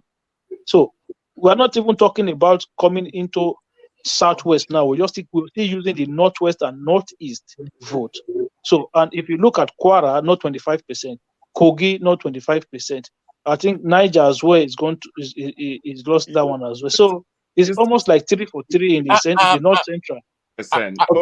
Can I interject, please, now? Yeah, hold on 1 second. Akim, I'm going to show you what is already known. So let me just show this. Let me show this. Just to make the point that you were making, it did not even go anywhere near 25% in Oyo State. So let's go to Oyo State on this graph. So here is Oyo State. So if we click on it now, it gives us a breakdown. TINUBU 55%, Atiku 22%, and Peter Obi 12%. So a good, it didn't even get halfway to to there. So if we go to Ekiti State, let's say what he did. So in Ekiti State, Obi 3%. So this is Yoruba land speaking. In Ondo State, what did he do? Let's go to Ondo State. Is that Ondo State? Let me come out of this. If we go to Ondo State, TINUBU 67, Obi 8%. So that's Ondo State. If we go to Ogun State, what did Peter Obi do? In Ogun State, he did 14%. So let's even go to Osun State that TINUBU lost. What did he do? He did 3%. So that's it. So really, it's still his core base that is holding him up. Okay, somebody wanted to give a live report. I will let. Yes, I think that was all. Yeah. Yeah, because this one, as it is now, APC is leading by 5,364,000 votes and 18. Then PDP is scoring 4,242,037 votes, while LP is at 2,929,637. So simply means that Obi may hit 3 million or surpass it a little bit. Then Atiku may still come closer to like 5 million, while I expect APC to keep growing. So this result is the combination of those that has been released from state and those that are being released local government by local government. So that's what I have for now. And so far, I believe it has been accurate when you compare to how the results are being announced at the Collation Center. So what did APC get? I didn't hear that of APC. I'm sorry. APC as of now is 5,364,018 votes. Then PDP is 4,242,037 votes. LP is 2,929,637 votes. Then, if you want that of NNPP, I can give you, but I don't think I don't think we should bother with him. Why did he even turn up? Is the thing. But go on, make that remark, and then let Ajan Lekoko round up his opening remarks, and then we take it. Do you think they should enforce voting in Nigeria as they make it illegal if you don't vote? Because this numbers is so poor. Yeah. Yeah, but this number is so poor. Like someone is going to win an election in a country of over 200 million people, so supposedly 200 plus million people with about 10 million or even less. It could be less than 10 million vote one man. All right. Akim, we'll hold that question and then we'll present it as a philosophical debate towards the end of the session. But Adan Lekoko, round off your opening remarks and then we're going to John. I'll drop off now. I want to interject a little bit. Hold on. Yeah. Who's dropping off? Me. I have to talk with my brother. To attend to matters. All right. Thank you, Collins. Come back. We need to hear more from you. So that's Collins. So Collins drops off. I have that interjection, Remy, and then let's follow the order that we have on the screen. So Remy, let's hear from you. Yeah. Thank you very much. I just want to buttress the point that everybody has been saying. Actually, yesterday I talked about the situation that is going on in Nigeria now, according to in relation to the election. Now, Obi has won Plateau and Nasarawa, but the vote he got in Plateau is about 190,000 votes. TINUBU came second with about 172,000 votes, and PDP came top with about 142,000 votes. APC has already won in Zamfara, confirmed. They are also leading in KB. They are neck and neck with 50% in Sokoto. So I don't see any pathway for Obi to get 3 million votes anywhere because it's not really getting a lot of votes in the core north, as you guys have already explained before. And even in the so-called, from Anambra or Ebonyi or something like that, it's not that it's really making vote of almost 600,000. So it's not getting that kind of vote. So I think you are totally right. This contest is between the two gladiators, I mean APC and PDP now. But the way I see it, I think we are not going to have a rerun election. We are going to have a president-elect in the next few days. And I think TINUBU is going to be your next president.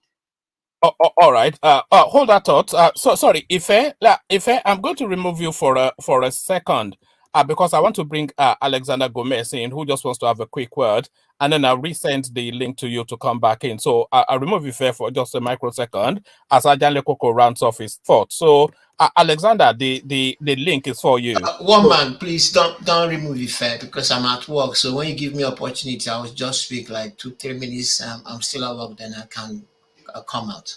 All right. All right. Ajanle Koko, round off that thought so that we can get quickly to Tiger as he's just taking a moment to join us. Yeah.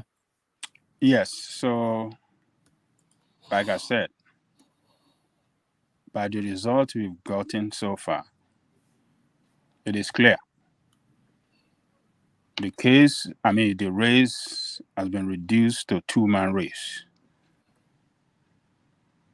So, it's between Atiku and TINUBU at the moment. Labour Party have got the memo very, very clear, same as PDP. And that's why you see them fighting, trying to cause commotion, run out of the Collation Center in protest. There's no cause to leave the Collation Center. There's a process of protest. You want to protest, you can challenge it right there, and you can take up, a petition. You can file a petition against the result. So, and the chairman of the party, I have never seen such a situation when the chairman of the party, who should be busy with others collecting figures across the country and sitting down to analyze it, sitting down to build up if they have any contrary figure against whatnot, get your fact right, build up your complaint or petition whatsoever. But instead of that, LP chairman was on the TV yesterday. I've sent a copy to you, to your Instagram, one man, challenging the figure already when they have not even started, announcing the result and saying that people should stand up and defend their mandate. Stand up and defend your mandate. That's a call to violence, isn't it? It is a call to violence. Yeah. Can I just no result has been officially announced. You run to TV station and you say that people's mandate has been stolen. You started lamenting people's mandate has been stolen. People should stand up and fight for their mandate. Fight, defend your mandate. So it is clear. LP is not in the race at the moment. They're gone. It's between Atiku and TINUBU. If there's any violence, that LP chairman should be arrested. You can play it. I'll send it to you. I already sent No, I've got it here. I'll play it in a moment. Ajanle Koko, yes. I don't even think we can say this is between Atiku and TINUBU, because what are the remaining states left? The rabbit in the hat that Atiku can pull up is very few. It's Rivers State, in terms of numbers, Rivers State, Borno State, Delta State. That's it. What else is left? Look. Obi is not making any figure in the core north. No, it's there. It's performing woefully. At the lowest, it's not making a figure that is competitive at all. Kulata, can I ask a question? You understand what I'm saying? Those Yeah. remaining states, how many voters are in those states altogether?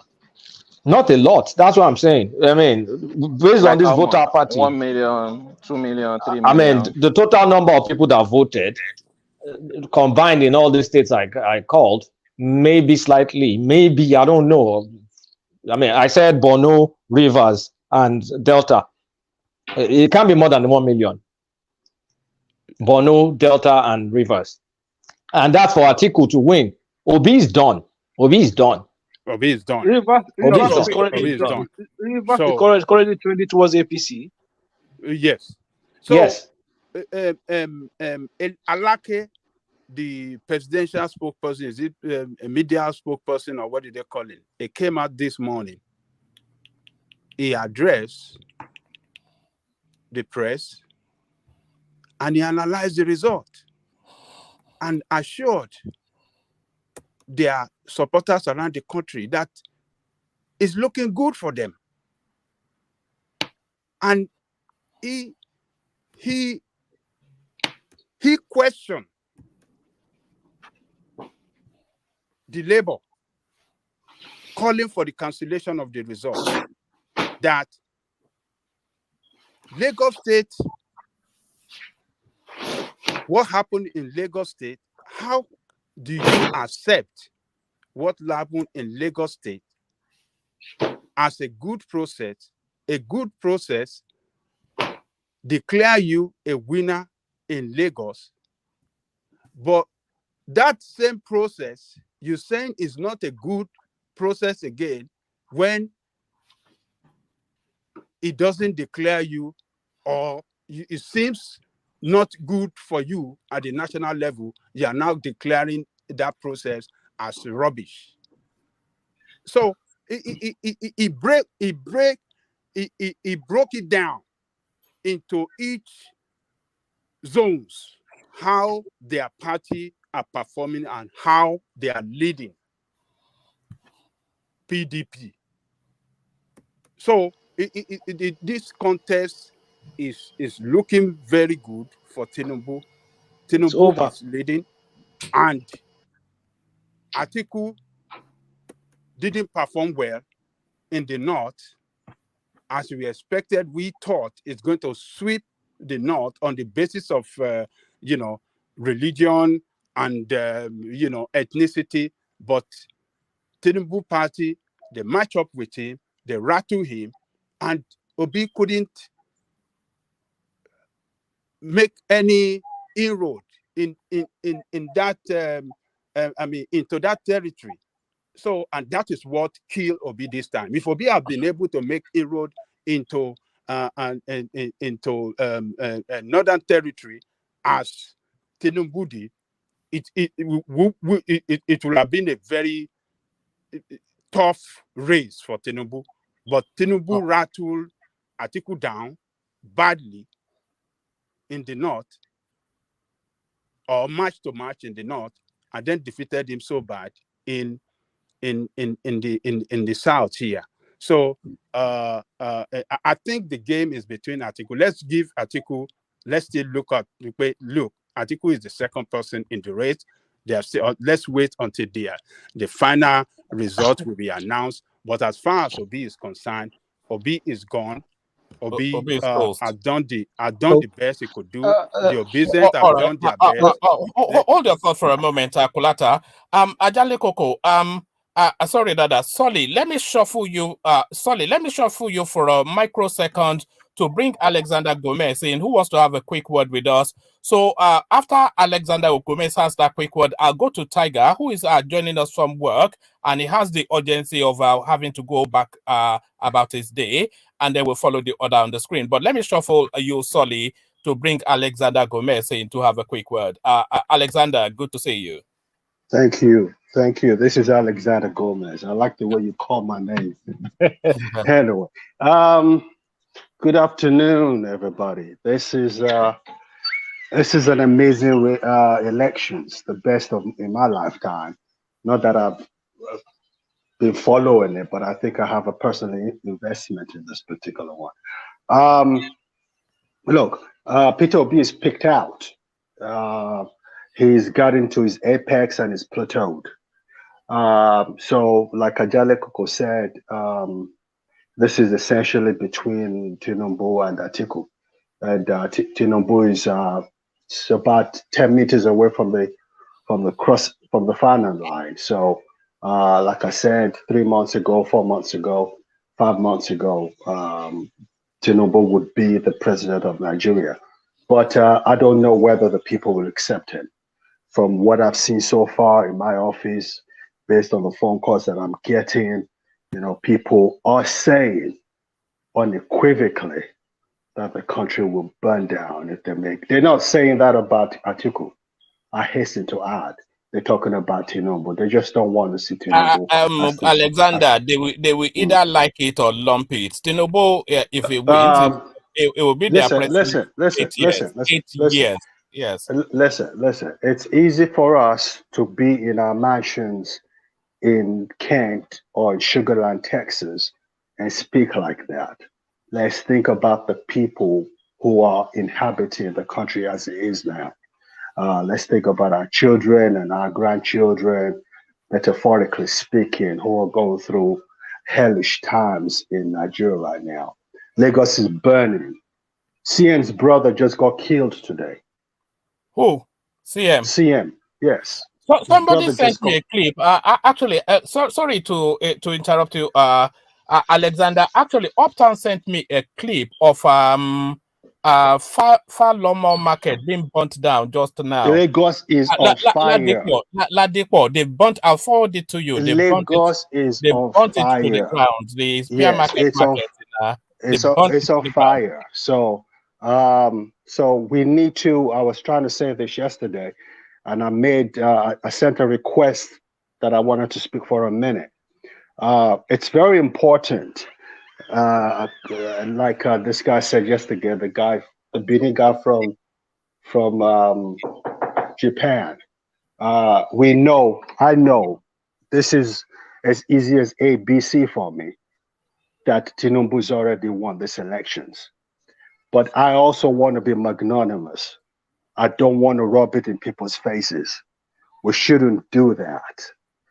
We should temper our voices down because people are hurting.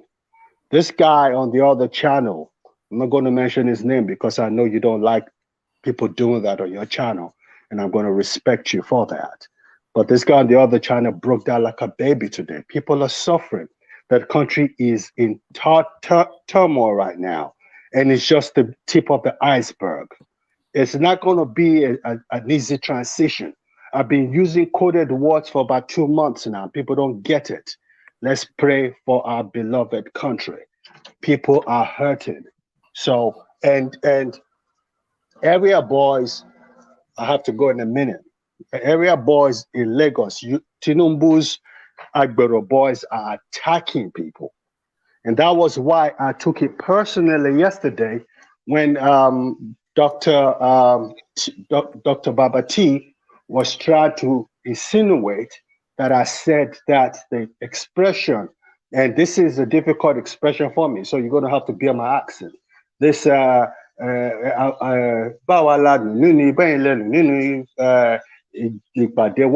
whatever. You know what that means? You know the meaning of that? It's an incomplete statement. It means Amafojuri Mabo. That's what it means. 24 hours later, it's happening right now. If you check your Instagram, you'll see an example. If you check your WhatsApp, I just sent you something. Yeah, I've just seen it come in.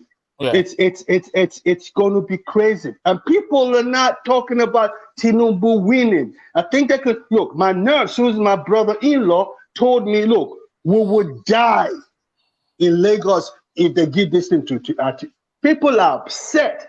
I don't know why people have this hatred. But they're not giving it to TINUBU, though, are they? TINUBU is winning it, so we have to make that distinction. TINUBU is winning it. They're not giving TINUBU is winning it, but I do not know why people are having problems accepting that TINUBU has won this thing legitimately. I don't understand why people are having problems with that. Well, the guy even if told they me. look at the results in Lagos, then that will give them the inkling that it was won legitimately. You know, I gotta go now. The phone call is coming for me. That's why I always want to come in for a minute or two. I might call back later, man. I'm getting calls now. all right, cheers, Alexander. Always said the light. So thank you, Alexander. So that was Alexander Gomez. Of course, you know it was Alexander Gomez. So from Alexander Gomez, let's go on to John Smart. John, did you want to say something, Remy? Yes, I just quickly want to chip in something. Yeah. The problem with Nigeria is that we always instigate. Who are the people who want to burn something down? I think this right time, there's an election taking place. We all know emotion is high, but who are those people that's going to burn down Lagos? Because of what? Why are you instigating? Why are you talking this way? I just talked with my brother in Nigeria, and now nothing is happening in Lagos. And the No, something is happening in Lagos. We are getting clips of something is happening in Lagos. I think people just want to make trouble. Yeah. This is a fair. Although we might have a lot of discrepancies, so many issues, but this is a fair election enough. How come that a Labour Party that is not even up to, it's not an established party, won Lagos, and they accept the result? Look at what happened in the Southeast. They won all the state there. Nobody's complaining. Why are they doing this? I think the security should also be on alert. We cannot allow people to burn down Lagos as they did before during the NSAS protest. It's not done anywhere. It's just an election. There must be a winner, and people should just accept it. If their party is winning, are they going to be saying they are going to burn down Nigeria if they are winning? So our JPC is going to say they are going to burn down Nigeria or the PDP. People should just accept the result and then we move on with life. So I don't know why people continue to instigating. When you lose, you accept. And when you win, then you rejoice. Life is easy. You can win today, another day you can lose. Then you continue with your life. I think it's high time we also put ourselves for people not to continue to instigate people. It is some people in the diaspora that continue to instigate, and some of the leaders in Nigeria continue to instigate their party supporters, and they will not fight. They will be in the comfort of their home, and those push all these young people to go and face Nigerian security. When they get shot, what happened? You die, you die. That is the end of it. So I think at the end of the day, we shouldn't be instigating violence or trying to instigate our supporter to go in the street and do something. All right, brilliant report. I echo that. So let's go on then to John Smart for his opening remarks. So John, we are now getting towards the end of the end, and things are starting to take shape and some form. So what are you making of it? What are you making of it, John Smart? Are you there, John? All right. Are you there? Can anyone hear me? We can hear you, one man. All right, thank you, John. So let's go from John then to from John to Femi, who hopefully is there. So Femi, are you there? Yes, I'm here. All right, brilliant. So good to have you, Femi. So as I was saying to John Smart, so the metaphor, this is the business end of it. So we're at the business end of it now, with big boys wearing big boy trousers, and it looks as though now those big boys now are just to peep the tape at the finishing line. Atiku or TINUBU, this is what it's shaping like. Is a duke out between a Fulani man and a Yoruba man. So what are you then making then of the process so far, where we are? I think the election is smooth and is credible and fair. Like, look at all the states that TINUBU won. TINUBU won out of 36 states. TINUBU won, I think it's like 12 states or 11. This man lost Katsina, Buhari state. He lost Kano. He lost Nasarawa. He lost Osun state. He lost Lagos. And they are not complaining. And any vote that TINUBU has, everybody are saying that TINUBU rigged the election.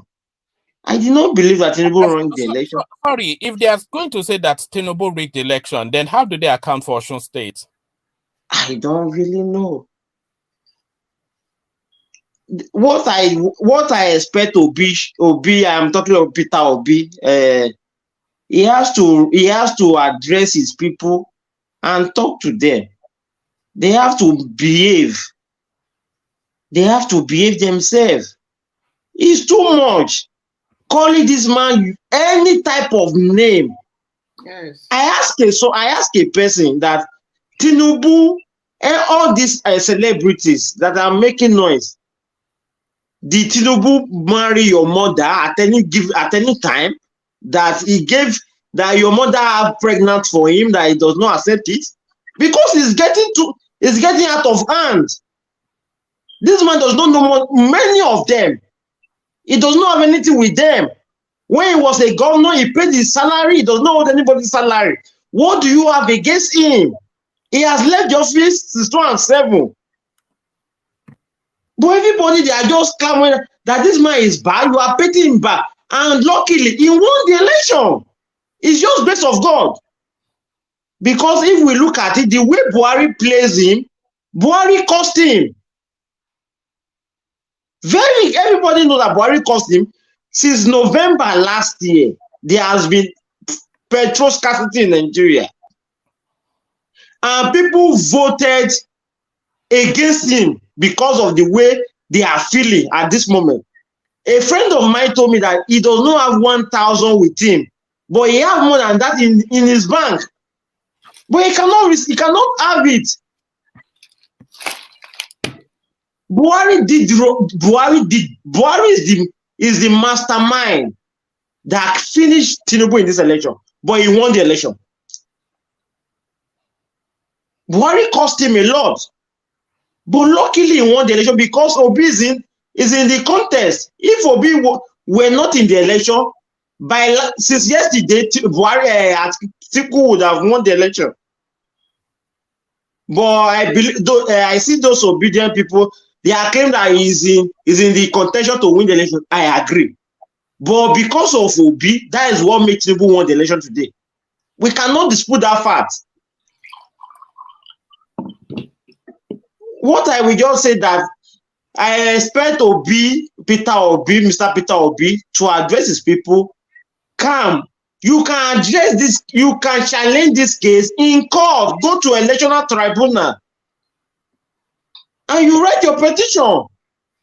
They are not clamoring that they did not transfer from polling booth to the national server. That is what they are still making noise about now. And Mahmoud Yakubu have said it that does not make it does not change anything. That the most important thing is the physical result. And all your party agents sign into it. They certify it.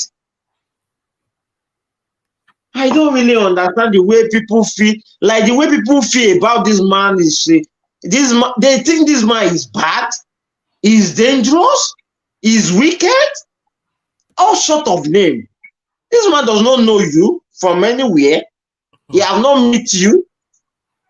I look at people, a Yoruba woman claiming to be a Yoruba woman, talking gibberish out of his mouth, out of her mouth, that TINUBU cannot be my president.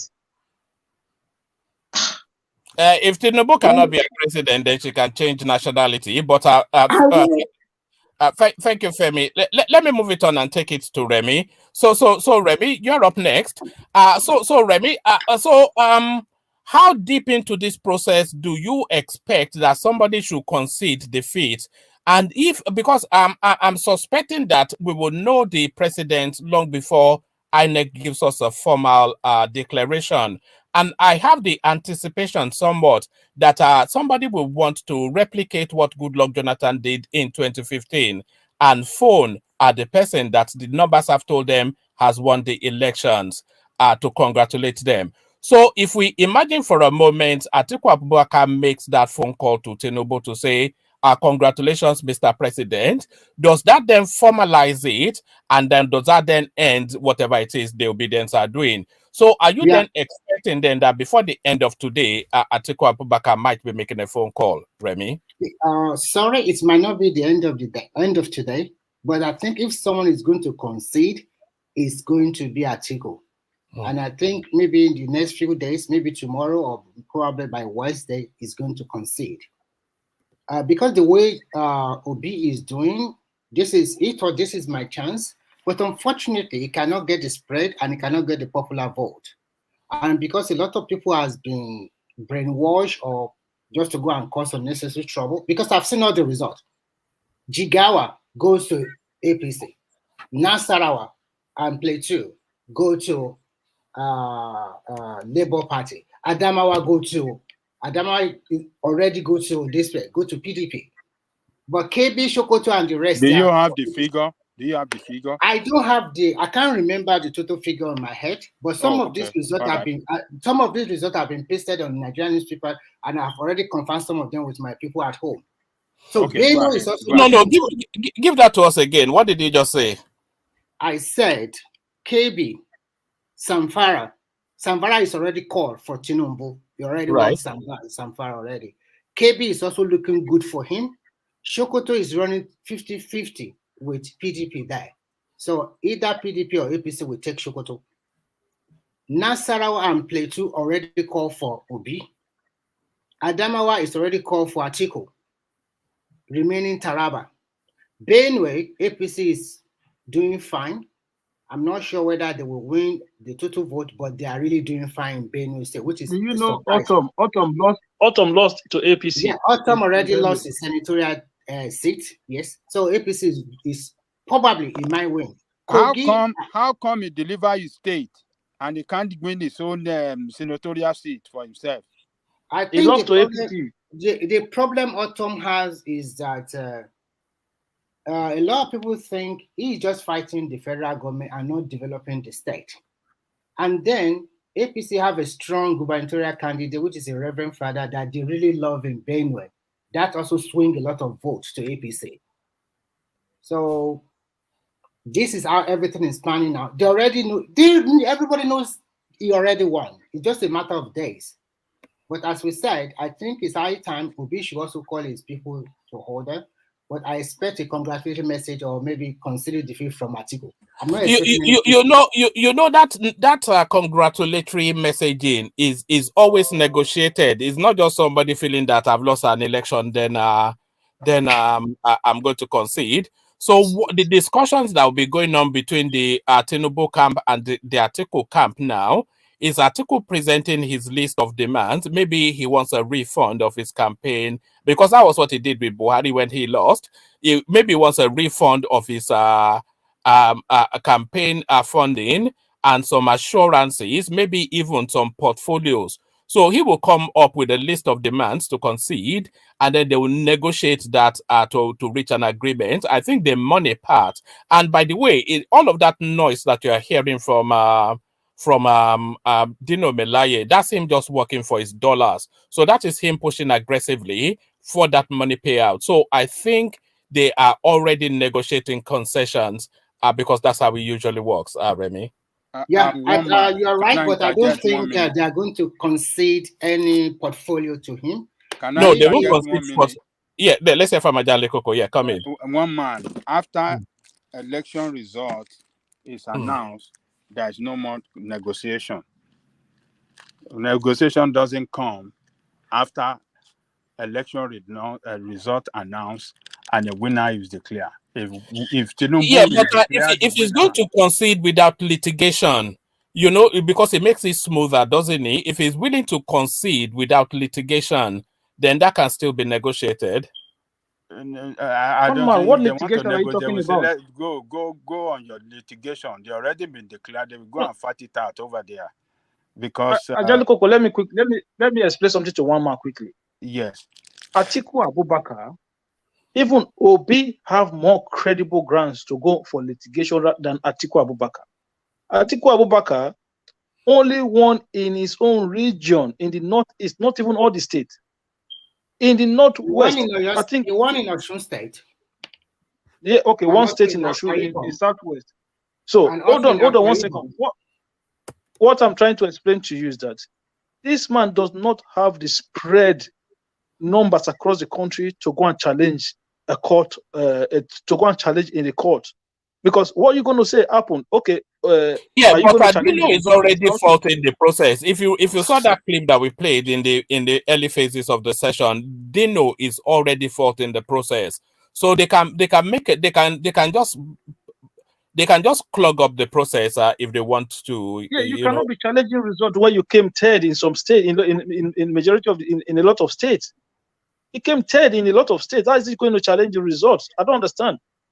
Look, no, you can challenge you can challenge the process is what I'm talking about, which are the grounds for that. He's just going to go waste his time. For me, I think Obi will have more grounds than him anyway. He did abysmally and he did poorly. I think he did poorly, abysmal. Look, North Central. I'm not even sure he won anything. He did not even win. He did not win any state in the North Central. Not a single state in the whole of the North Central. Obi we are all saying Obi will not do it. Obi won what 3 or 4 states, including Abuja. Obi's chart, like we said, Obi is what's it called, the best candidate looking at how this election has gone in terms of the projection and the outcome of the results he's having. From the way Obi has what's it called, I've really got the votes. I'm surprised too, you know. Who have ever thought Obi will win Lagos? I would never think like that, you know. And even I want to even hear, well, maybe later in the evening, I want to hear from Enigmatic. You know, the analysis was like, okay, would the APC governors in the Southeast leave him? He won all the APC states, you know, in the Southeast. So Obi really tried, but what he lacked was just the spread. I think his undoing was his vice president's choice. If I've taken away well-grounded politician in the north, maybe what you are saying would have been different. Yeah, because you know the problem. Let Remy carry on with his thoughts, so I continue to move it on. So back to Remy. I have a news for you. This is from Sokoto, and this is about 18 out of 23 local government area in Sokoto State. TINUBU is leading with about 221,726 votes, and PDP came second with about 212,351 votes. That means it remains about roughly 5 local governments to go. So I think TINUBU is going to take Sokoto again. He's going to win in Sokoto. That would be quite significant if it does take Sokoto, you know, because you always think of Sokoto as the epicenter of the Emirates, you know, but that would be quite significant. He already gets Zamfara. He's leading in Kebbi. He's now leading in Sokoto. So what else for Atiku to win? And he's going to win Borno in a landslide. I've seen some of the reports too. Some of the yes. I want to quickly target one man. All right. And my interjections goes to Remy. Look, Remy, what is happening in Lagos? And I believe myself and Ola is on this page. What is happening in Lagos is bound to happen.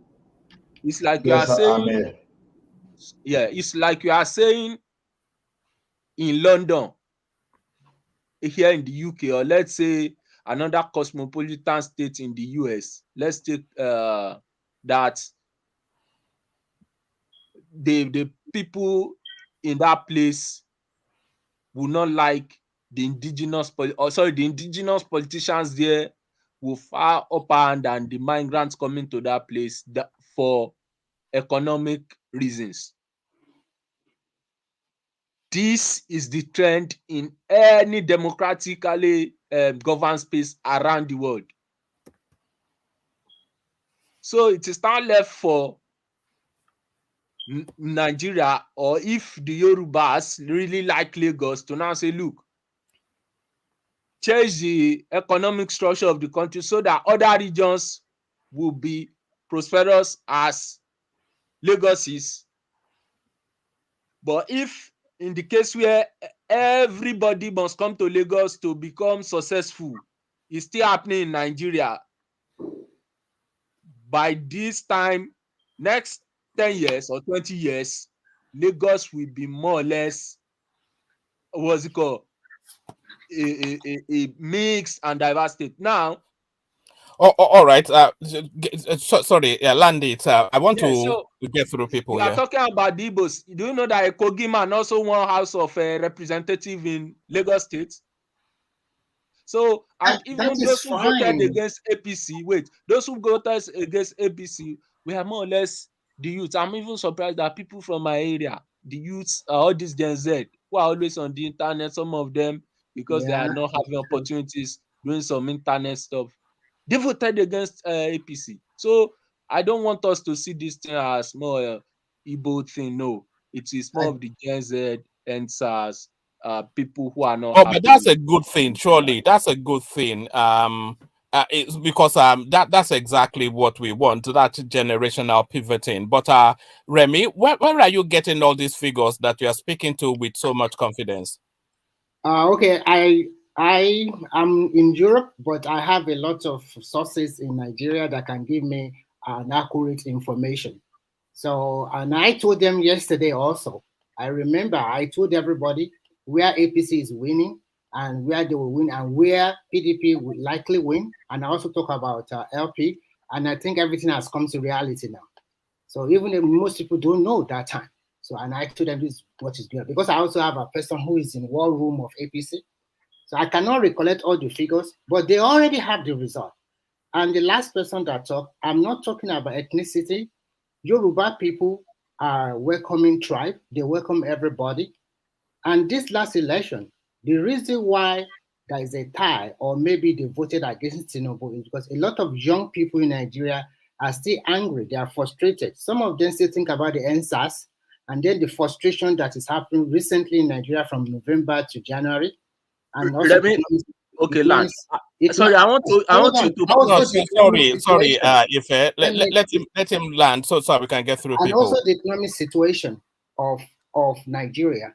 And then for the last 20 years, there has been a mass movement of people all over the country to Lagos because everybody wants that. If I go to Lagos, I can make it.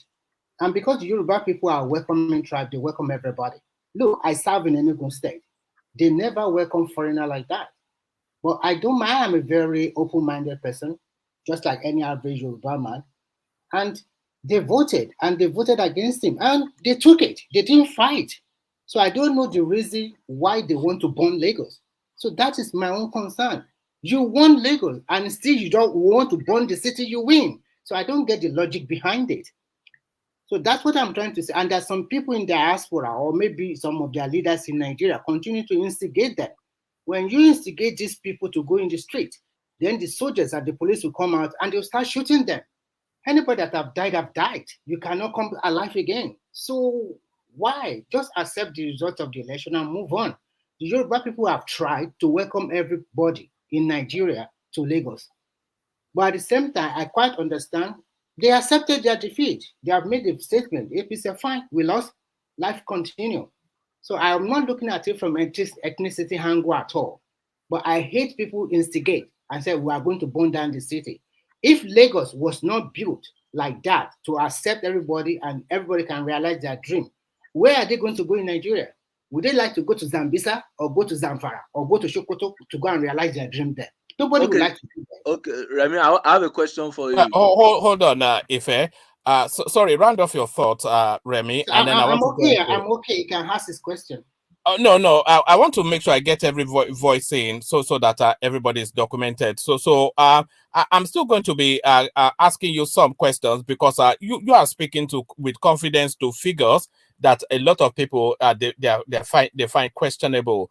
But the one thing that somebody said in the comment section, which as soon as they said it, I immediately concur. Olu Makinde is saying that Remy sounds a bit like Fatai. In fact, it sounds a lot like Fatai. So yes, I agree with that. Thank you, Remy. Stay there. We'll come back to you in a moment. Let's take the conversation on from Remy to the progressives who may not be with us for too much longer. So Akim, so here we are now, the business end of matters, and then negotiations now going, protests now coming out. Notable the protest not coming out from APC, and usually then, of course, the victor usually has no reason to complain. So what are you then reading into this landscape, especially of the backdrop of what Remy just said? Yeah, one man. I don't understand what the protest is all about. I understand that there were a lot of expectations, but those expectations were there because they were made to believe some certain things was going to happen. But yeah, they surpassed expectations.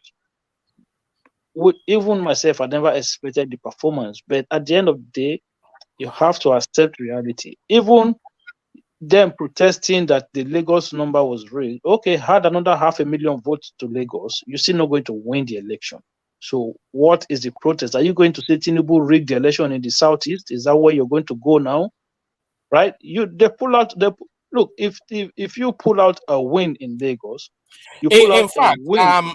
Akim, the figures that we are looking at in the southeast is more the language of rigging than anywhere else in the country. When you are telling us that it is so popular, they are scoring 93% of the votes. That's the language of rigging. So if there's any place that is suspicious of rigging, it's actually the southeast. If you look at the results everywhere else outside of the southeast, it's almost like an election. But the one in the southeast is almost like a one-party state.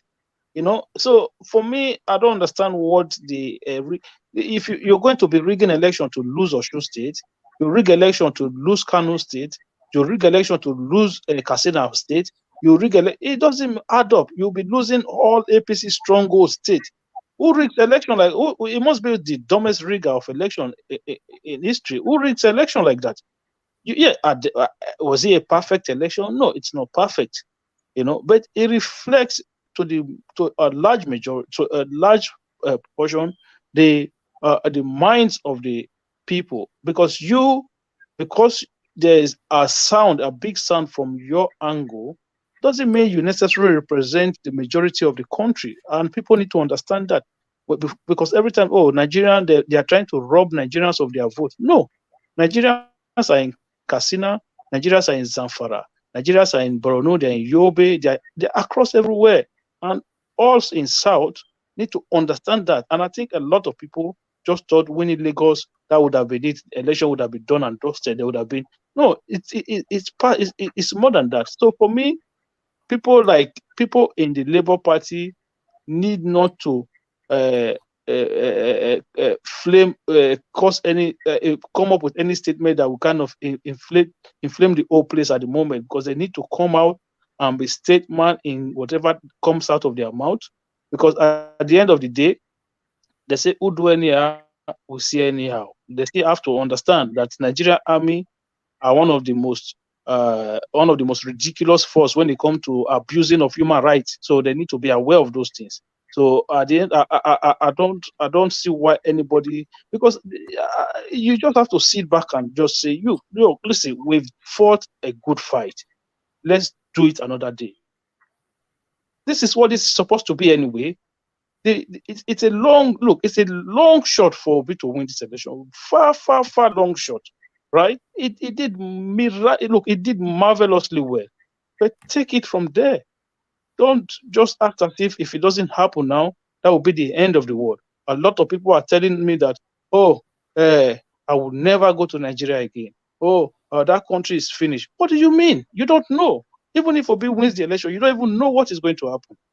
Is Anambra Eldorado today? Was he not governor in Anambra for 8 years? What is Anambra like? Or should we say Obi is going to make Nigeria to be like Anambra? Is that the standard? So what is all the fuss all about? I understand that the current leaders that we have do not listen to Nigerians. They don't listen to the people. So that is one of the fight. Puts the pressure on them to listen to the cry and the plight of Nigerians. You have done that, and you have done it successfully. Why do you want to spoil it? You don't need to go and spoil it. Always remind them that, listen, we have our weapons. we can always use it against you. Always remind them, because you've shown them already. So why go and spoil it by becoming violent, knowing fully well that they will label you to be thugs, they will label you to be all sorts of indecent human. So we don't need to go into that arena. Let us be democratic in our behavior when it comes to these democratic settings. You know? All right, brilliant. Always brilliant by Akim. So thank you, Akim. So let's go on. All right, let's go on from Akim to let's go to Rational Mind. So Rational Mind, you are up next. So brace yourself as National Mind launches in with his kerosene lantern setup. So Rational Mind, are you there? I'm here. I'm here. Brilliant. Are you just waking up? Oh, I'm still in bed. All right, good. What time is it where you are? It's almost 10:55 here. All right. Rational Mind, let me give you these 10 states: Bauchi, Benue, Plateau, Delta, Oyo, Katsina, Rivers, Kaduna, Kano, and Lagos. So those are the states with the highest percentage of voter registered in Nigeria. So those 10 states will almost certainly tell you the direction of travel of this election. So Bauchi already decided. Atiku got that. Oyo already decided. TINUBU got that. Katsina was a 50-50. They both got 46%. River State, the indications that are going TINUBU's way. Kano already out of the way with Kwakwanso. And Lagos was a 50-50 draw between Peter Obi and TINUBU. So what we have left to come in are River State, Delta State, Plateau State, and Benue State. So those 4 results now will give us a definitive idea of what the journey of this election is. So do you have any anticipation that anything will significantly change from how they stand now, Rational Mind? Well, yeah, I would say I want to believe that there's still something that might change. Because if I don't know if you people watch Gino Melaye today. Yeah, we played a clip of him earlier. No, with all the discrepancies that is being discovered here and there, and that could I don't know how the INEC chairman wants to handle that aspect. So my optimism here is that even at all of this, people have been talking about litigation. I said I talked about that yesterday here when you challenged me on that. I hope that some of these results that are coming in, it's been a lot of manipulation. So, but then as it stands right now, it seems, if I want to go by what you asked me, what you just put before me, it seems nothing is going to change. But I believe that something can still change if this whole litigation goes through and all of that, and they're able to do all this, do a kind of like a forensic kind of analysis of these results. What happened? Where did all this happen? Where are these numbers sneaked in? Maybe some of these votes can be cancelled. So, but then, yeah, it seems TINUBU and Atiku are the 2 major candidates from what we've seen so far. But like I said, I was saying to Ajala Koko in my comment section, I said I hope he's going to take back this comment that he often says here on your platform, when he will say, Obi is a sectional candidate. Who among the candidates is not a sectional candidate? Is it TINUBU, who got the massive vote from Ondo State? I mean, just look at the vote from Ondo State. Look at the way they voted. I'm still surprised how Ondo people will vote like that.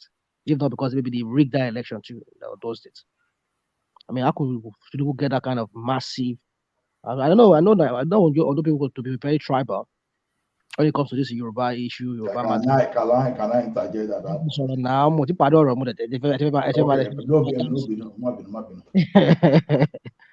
so the thing is about the Ondo people that they're very tribal.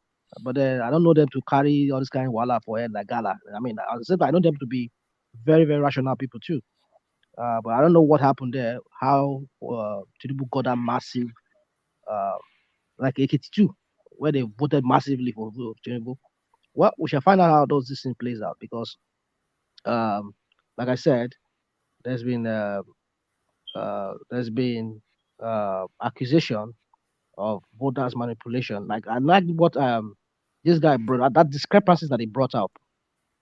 I mean, how could you say that is in the Ekiti state? I think is it Ekiti state or one of those states where they said the Tinubu, I mean APC won, a PDP got his number, and when you tally all those numbers, collate all those numbers together, are we saying that there's an excess voting? You see what we're talking about? So you see, it tells you that we're up for something here. I just hope this election is not going to be totally all cancelled, because the way and manner this election was run, it has left room for manipulation. Could it be deliberate on? Could it be that INEC colluded? The chairman himself? Well, I don't know of that. Could it be that some of the staff colluded? That is very possible, because I've seen that some of the people that were nominated into the INEC position and all of that were all political APC people. So could it be that these people, they've compromised this? You see, these are some of the things we need to visit, we need to talk about. Because for me, I'm sorry, I want to interject. I think you are too discriminating, and what you are spinning out is not good at all. Okay. Why? I don't like it at all. I'm so it? sorry that I brought you into you Go like on, that. just say what is it? Go on. What is it? What you are saying is totally wrong. It's Then totally wrong. Totally wrong. You Why keep saying should we wrong. this way? Like, I mean, like a Hold broken on, record. let me give you an example. Let me ask you some simple questions. Go on. Yeah, I'm listening. Okay, let me ask you one question. In Anambra State, Obi won 93% of the vote. You do not talk about that one as being rigged or no rig. Why are you complaining in Lagos State? Labor. Oh yes, yeah. Hold on. Sorry. Hold on, Remy. Yes. Rational mind. How do you account for what Remy just said? How do you account for one candidate scoring 93% of the vote? Let me answer that question. With the whole scenario, look, let's be rational about it. Obi taking even 100% from the southeast is highly defendable, judging of what the tribals have gone through APC in the southeast, with the whole IPOB, with the whole killings, with the whole subjections that the southeast has gotten. So you cannot tell me, in the last elections, PDP in one of the southeast states got 80-something percent. I think that was the highest, 80-something percent. Why didn't you point out fingers and say that they rigged their elections? As a matter of fact, the figures we're seeing from this southeast is highly justifiable. Look, these elections, I won't lie to you, I'll doff my hat to APC. They strategized well and they played their politics well. What they did, I won't lie, there was a bit of rigging to it and it was calculated, to be honest. I won't lie to you, and they played their part well. What they did was that they looked at the strongholds of labor. What I mean is that these are 50-50 states that are highly contestable, that if APC should win over, people will question it. You look at the Southeast states, that one, it was with everything that the South has happened in the Southeast, it was obvious that there was no way APC could play any 50-50 like they did in Lagos. So they will willingly give it to Labour Party. And that would douse any form of tensions in the Southeast, which they successfully, giving them 90% was a strategic move, because doing that would, what do the Southeast want to say? That would be well of their major problems in the Southeast. So they gave them that vote, so that they cannot even, there's no uprising. It will never happen in the Southeast. In Lagos has always been I won't lie to you, they call it no man's land for a reason, because Lagos is full of real educated people that actually see politics, not from tribal point of view, unlike Ekiti and everything. So at that point in time, what they did... Unlike Ekiti, why not unlike Anambra? Unlike Ekiti and Anambra, look, let's put it like that. Okay, relax. Let me not be too objective. Hold on. Let him land. Carry on. He's interjecting already. Carry on, Charles. So for Lagos State, it was a very smart move again, highly well played by TINUBU, because that state in itself had already seen so much uprising from the NSAS and everything.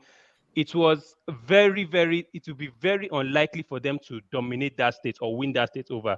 So what they did basically was to strategize, even the winnings of Obi, they did it in a way that it was a very close call, in the sense that it gives them a leeway in the governorship elections to actually win that state, but with a close margin as well. Because immediately, if they win the governor, for example, if the APC should win the governorship election, they will win with a close margin. It's nobody can say this is PDP, Labour Party won that state. How come APC is winning it? If you put reasonable justifications and they play their cards right, they can say that look at the general election. It was a close draw. We looked at the issues in the general elections. We played our strategic, and it won't be too hard for them to actually change that narrative. And that's why they made that Lagos election a very close call. If TINUBU, if Labour Party won by large margin, man, governorship elections is gone. But what I see is that you see that governorship elections, APC will win it. They made it open, and that's why that figure. Charles, could it just be a case that if Tinubu wins, he is winning by the popular will of the people? Because you are making all of this rationale, and I'm looking at Lagos State going to Labour Party. I'm looking at Osun State going to PDP. And I'm also looking at Peter Obi scoring 90-something% in Enugu. Could it just be, if he wins, that represents the popular will of the people, rather than all this coded conspiracy that you're building up?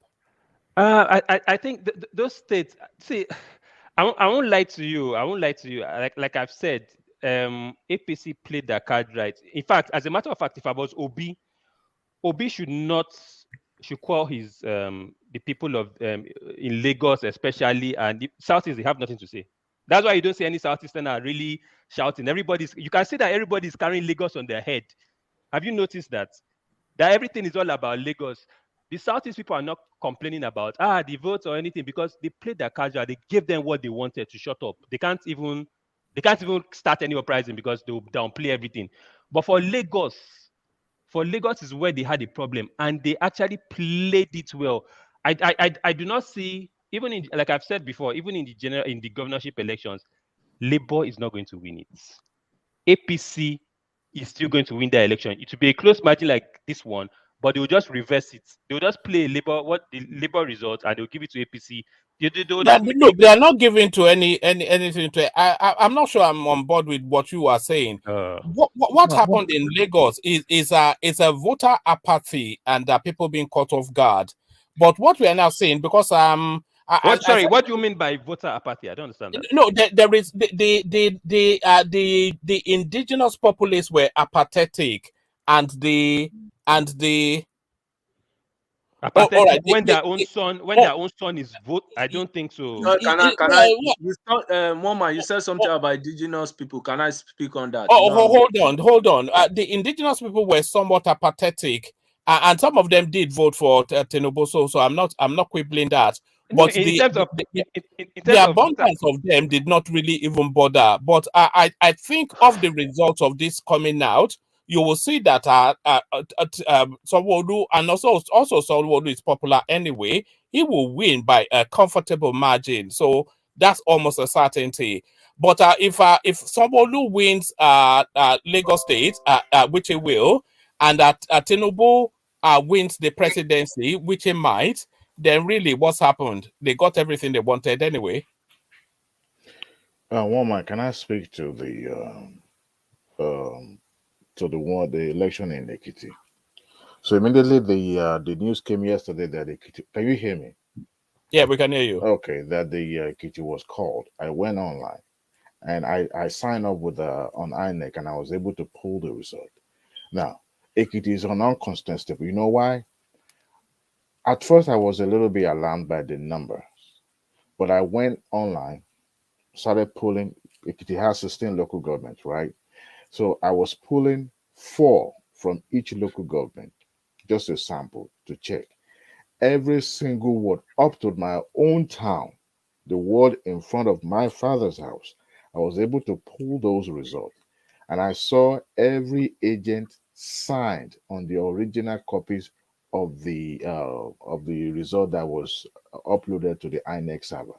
So there's no way any party can say there's a rigging, because those original copy was signed. Those 4 samples that are picked from every local government, and I deliberately picked from some special word that I know How can can be you able tell to. that is original copy? How do you tell? How do But you know? the agent signed it. Huh?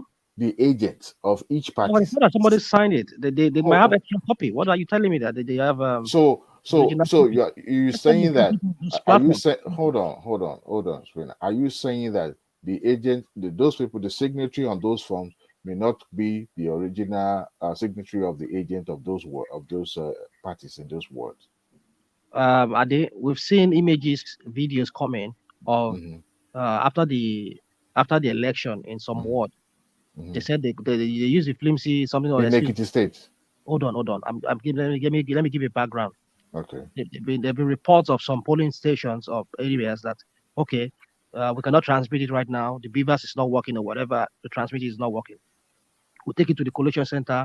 We'll do everything from there, and then we see images of we see videos of INEC officials now using another form from the one they've already filled at the center. Are you Now, talking about the same Ekiti election? well, I'm not. Hold on. Maybe not the Ekiti, the ones I'm saying, the video I'm saying, maybe not the Okay. Ekiti State. I've heard those ones that you talked about. Oh, hold on. But Now, in but Ekiti, you were saying they signed the original. yes. I'm telling you that it can be, they have extra sheets, they can fill it up and sign it again and present it as the original. That's what I'm telling you. Okay, how about the signatures on the form? What signatures?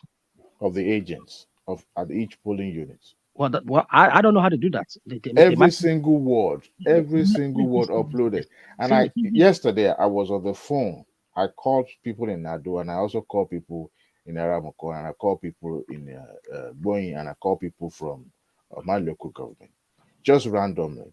And it was peaceful because the number of Labour Party, even PDP put some stunts. I thought PDP, they're still relevant in Ekiti State, only to find out that they still have some chunk of their membership that are, voted massively for Atiku. And even some Labour Party in my own local government, I was surprised to see the numbers that was given to Labour Party. I'm not disputing what you said, but the fact that it was relatively calm, relatively peaceful, that means the numbers from Ekiti State cannot be contested. And if they're trying to contest it, it will be hard. Where the problem is right now is where these shenanigans all began. That manipulation, this election was open to manipulation. Of course. Right there at the polling, that they could not transmit transfer that result from there immediately. Also, remember, rational mind, you're not taking on board what. Sorry, Ade, rational mind, you're not taking on board what Ade said. Ade said, so this is the process of the electioneering. INEC sets up wherever the votes are to be cast. The voters line up, and then they go through an accreditation process. They cast their votes, and then INEC registers it. So at the end of that process, INEC then gathers all of the polling agents of the parties to have a look at the votes that was cast, and if they are all agreed, then they'll sign that this is a reflection of what happened there, which was what happened. So all the agents signed that this was a reflection, and a copy is given to them. So INEC then takes their copy of that signed, a verified result, and then uploads it on the INEC server. And that is what happened. They did not upload it. Where did you get that information that they upload it? Because I did just told us that he went on INEC portal to have a look at it. Uploaded all the results. Okay, all right. Now, what I'm saying to you is this: that so what part of that process do you fault? I mean, it is possible that manipulation will happen what if the agent of the other party collude with the other parties? It's possible. The only manipulation that could have taken place is if the voters were manipulated to cast their ballot. That's the area that, yes. So I can't see where you are faulting it. There are many ways they could have rigged the election. I'm not saying they have. See, rational mind. What Dino Melaye and co want you to believe is exactly what you are doing now. So exactly what you are doing. See, immediately those results were announced at those polling stations. Immediately, you see people started posting this thing on their own Facebook everywhere. You see this data flying everywhere. But what these Dino Melaye and Co that are telling you of the rigging, what they want to achieve is this: they are looking for every way to truncate this, knowing quite well that your grievances, you can take this into the tribunal, and you still have a beavers report there that you are going to use to now read this thing. But already they've already looked ahead and want to even discredit what they are uploading to beavers. That is exactly what they are doing. Am I confused on what? Wait now. Okay, how did you know? Did you hear what he said? Did you hear what he said? Did you hear what he said? I know what I said, of course. I said But what they you want are to the one do. really spreading the confusion, rational mind, because you are just using innuendos to because what are they just described to you? Because rational mind does not want to be straightforward. Oh, Dino is not my saying rational mind, it. Jack, He's the one that wants to say it. He's not being straightforward because he knows he's not being honest. Hold on now, now. But Rational man, you and I were on this show last this right? one. Yeah, You see, we were. woman, you do one thing a lot. When somebody does not agree with you, or maybe you don't understand something, or maybe you have not really seen something to be the case, you will use all kinds of English to paint it just to make the audience to see that this guy is just talking no, gibberish. to ambush you, right? You are being disingenuous. You are being disingenuous, and we Rational mind, cannot see it. I want to ask you a simple question. I want to ask you a simple question. Do you believe that those ballot paper have numbers on them? That's numbers. Do you believe that? So What does that tell us? What it tells you is that if anybody goes somewhere and reprint another ballot paper, when they want to verify, I'm not saying they print ballot paper, but boy, even though print ballot paper. No, I'm telling you now, when they take this to tribunal, you should always bring beavers and this number out and see if there are counterfeit paper used, and they want to correlate that one with what they have on beavers. That is why we are talking that these people that are complaining, they know better. They should wait and take the matter to tribunal instead of trying to incite the voters. That's what I say. What the like of Melaye Orubebe, aka Orubebe 2, want to do is this. They want to create chaos everywhere. They want to create. Hold on one second. Rational mind. I will agree with you in some area. You remember yesterday I think the agents from or one of the Labour Party or PDP, one woman from, I think it was Badagry vote, that said that the agent was signed the returning paper result at the gunpoint. You remember?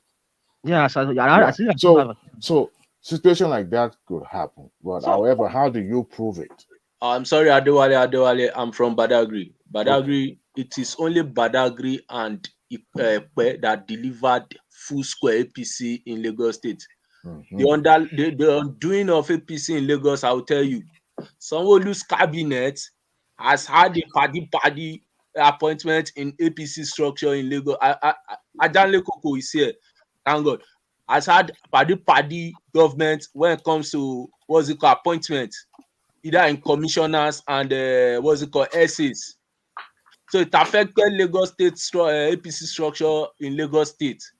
Now, if you are conversant with APC politics in Lagos State, what Badagry is telling Sanwo-Olu and Ikorodu now is they should not call them for any stupid political gathering, because even the state chairman of APC lost his own local government and ward. That all of their schools in Lagos State deliver. So I think I was even apprehensive yesterday. I think I want to agree with Ife, and that you see, when the party position across the street are not shared on the basis of fairness, it can cause disaffection among party members. Another thing that we have to consider too, the gender that move out of the party that caused a setback for APC in Lagos State as well, because that guy have a lot of people. I don't think so, but Daniel Koko, Labour Party wreak havoc on Lagos State. I mean, APC. It's not Jandor effect Look, at if all. you added the number of PDP, say Jandor, to that of TINUBU, they will have won. Then just has a structure, and we have how many votes did PDP poll in Lagos State? How many votes? How many votes? I can't remember. Yeah, but it will have been. It will have been. They will have divided. Baba, you hear what that's the second speaker after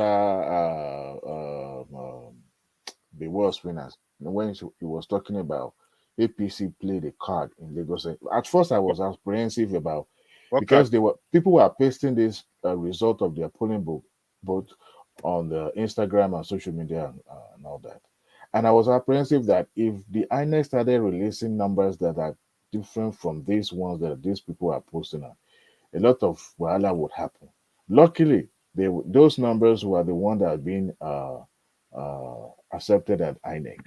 So I want to believe that APC played down, knowing fully well that if they allow Lagos State, because the number they could tell that, based on their own finding, they know that the Labour Party is actually going grand. An uncle of mine sent me a message about what the Labour Party, that they should watch out for Labour Party, because when they had their rally in the Balewa Square, he actually works there at one of their managers there, and he said, "Look, these folks, they are not just making any. It's not a child play. That they're going to go at the throat of APC," and they did. But I want to strongly believe that APC played down, knowing fully well that they will make up that figure in Oyo State, in the neighboring state. Because if you look at Oyo State should have ordinarily gone for PDP, but because their governor is in alliance with the APC, that was the reason why they gave them that huge, significant numbers. So that being said, because they played cool in Lagos, they make up the number in Ogun and Lagos and Ekiti State and Ondo State. So they go up to the north. So to me, fraud happens, but not that much in the southwest per se. But we're talking about the south and up there in the north. You cannot say not that much. Listen. I don't think so. All right. Sanwo-Olu scored 700 in his last election. 700,000. 700,000 voters for Sanwo-Olu alone, the last governorship election. And this governorship election in Lagos State was scoring millions. So that tells you that the fraud might not be that much. Do you know that Labour? All right. So have that response, and then we take the floor and carry on with your opening remarks, so that we can follow the sequence. Back to you. Yeah. So you know that the Labour Party, Labour Party is still disputing that figure of the 500 and something. They said the number they were supposed to, for what they had was about around 700,000. Was supposed to be the numbers of their votes. So APC manipulated that as well, so as to bring it closer. So I look as if it's just like 5,000 or 10,000 margin. Difference. That's what they're saying. If you listen to this guy, the DG of the campaign, because they were particular about Lagos, that is supposed to be around that 600 to 700,000 voters. That was what they have from their own. So if you factor in all those, like in Surulere area, Aguda area, where a lot of the ballots were destroyed, they could not continue the process. All those people, factor all of them in, and all those other things, maybe manipulation. Because I don't know if you saw one video of this former presidential candidate lady who was I think somewhere in Lagos. We called some INEC officials. Like when you were telling me that they would, So rational mind, you are just doing hearsay. Sorry, let him just carry on with his thoughts. Let people, But this guys, is hearsay now. Yeah, let him carry on with his thoughts. Back to you, rational mind. Boy, you go English at all. Show you by dodge the. You don't scatter your English. It's hearsay you are doing now. Me too, I can do my own hearsay. I heard Labour Party to rig the election in Lagos. Me too, I'll do you know what they call hearsay? When you say something is hearsay, do you know what it means? Do you understand? Do you have proof of what you are saying? Do I have proof of what I'm saying? Am I borrowing people boys off of me? When I'm telling you that if we carry on like this, we'll never really get any rational mind. Say what you're saying. Stop losing. You lose your temper too easily. I told you that yesterday, Russia. That what? You lose your temper too fast. Just carry on. Ignore solely and say what you're saying. Bomb you lose it. It's just when people interject me like this, No, you don't but allow. what you lose, the man raise the voice here now. It's pretty obvious. It's my job to detect things like that. It might be. It might be. Okay, Masorello. Ìwà Ondo yẹn ṣì wà lọ́wọ́ ẹ̀, agídí Ondo. So don't be too hot-headed. Agídí Ondo àbí agídí Fúlàní. Gbogbo àwọn blood oríṣiríṣi ló wà lára national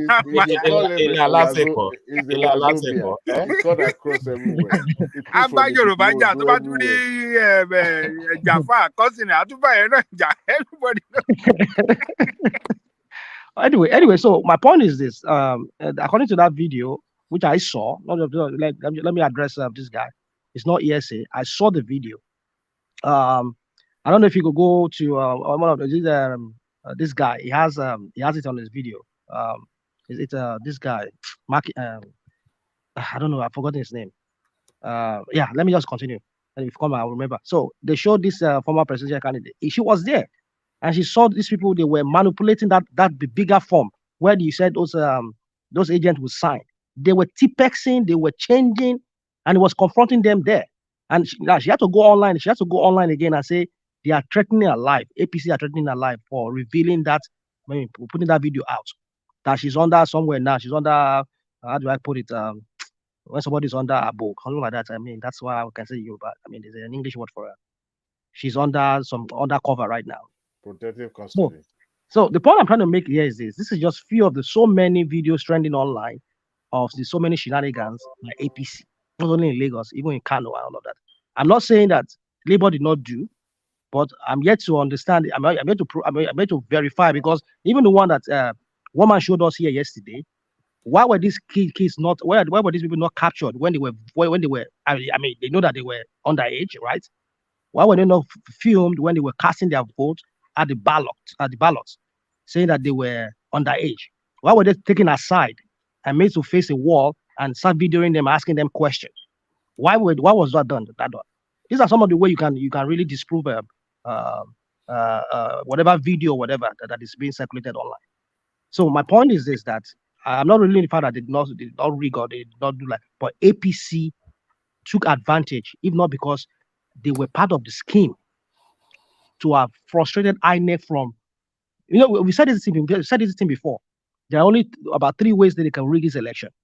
And one of the ways I said was that either they buy vote outrightly, which probably that's what they did in Ekiti State and other places, or they bypass that by that they are whatever, that they are BVU, whatever they call it. They bypass it in any way and started voting massively and just accredit people manually and just let them vote massively. Ekiti wasn't bought. Is it what? Ekiti election wasn't bought. They went massively for APC simply because he's a Yoruba man. Well, it could be. I'm not rational mind, just like rational mind alone. Sorry, please. I asked people back home question. Not that the money was here. They just went. I mean, look at the APC. I mean, PDP. Before this election, what is it called? Their former governor. It was even suspended. His son was suspended. That tells you that he was working along with APC, because the fact that Wike did not get that nomination, decided to change his position, and the PDP stalwarts in Ekiti went alongside with the leaders, and they decided to go with the APC so that the power can come back to the south, especially southwest. That's what happened. I mean, Ekiti was the first state that was called yesterday. As a matter of fact, I was kind of like, let me look at this, because from 170 to 300, that's a lot. And I went and I checked and I kept, and I was seeing those results being uploaded. I was like, well, it could be that if INEC was trying to use this, just to say, hey, we are credible, we are doing this. So. Well, we shall find out. Well, like I said, there's a litigation. Let me not take the whole time. I know that people are waiting. So in conclusion, yeah, like you asked me, one man, it looks like APC is getting the upper edge, and that is why the PDP is they're making kind of like protesting at this point. But they're protesting. There is basis for it. Do I think there's basis? Yes, there is basis for it. Not just PDP, even Labour too. There are crime foul here that yes, there's a collusion here between the INEC and APC to rig this election. And I think APC they did a masterful strategy here in rigging this election. But there's nothing that's so masterful that cannot, through forensic science or whatever, they will be caught if really they are found to have done anything shenanigans in this election. You know one thing, Rational Man. I mean, I say Rational Man, my brother. You know, since the beginning of this republic, or this is Fourth Republic, right? We haven't witnessed any tribunal that upturned the result of the presidential election. Whoever is declared has always been the one retaining that position. So if your party is not declared as a winner, you are done. You are a goner. So whatever tantrum PDP is throwing now, they're just trying to do it because they were overrigged. That's the only thing. Other than that, there's no tribunal that is going to overturn, because if they do, this country will go up in flame, and they won't want to do that. So they will find a way, a soft landing, or perhaps some formal way to make things settled. But I've never witnessed any tribunal, changing the course of the pronouncement. All right, thank you, Dewale. So thank you, Dewale. So guys, there's been a new development that has just been brought to my attention. So there's a clip that I am going to play now, and then I want in this sequence a reaction to it, and then everybody else can react. So this clip that I'm about to play now, I want you, Gideon, to respond to it, then Kulata, Remy, and then Ajanle Koko. But here it is now. So all this talking, it looks as though this talking may well stop now. So Remy, you have been Remy, you have been giving us feedback from the situation room of the APC party, but now we've been able to access that situation room directly ourselves. So I'll give you just a little soupçon of what is going on in the APC situation room, and then I invite reactions in that sequence. Gideon, Kulata, you, Remy, Ajanle Koko, and then we'll open it up. But this now, the latest development, and this is the situation room, then APC.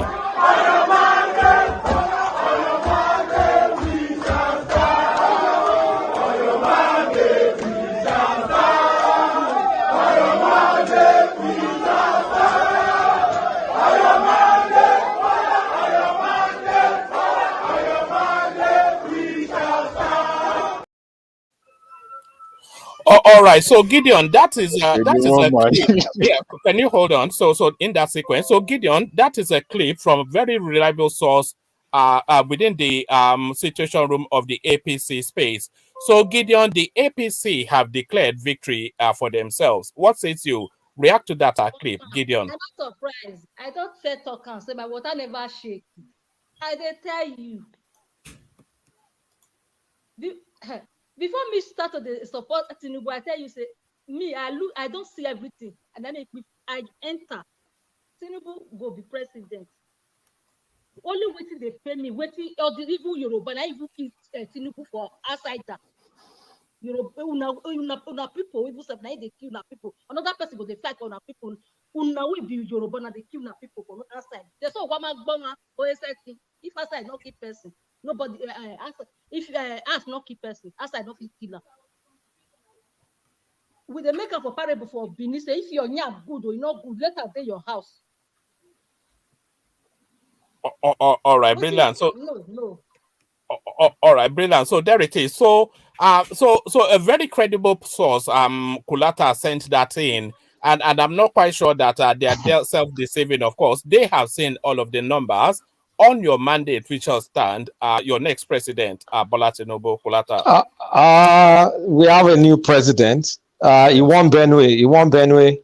And the situation room is saying currently, maybe without every single thing, currently they're standing roughly around 2.4 million. Who won million. Benue? Tinubu. Are you sure? Yeah. That is Obi that is winning Benue. He came second. Obi was winning 31 states until reality set in.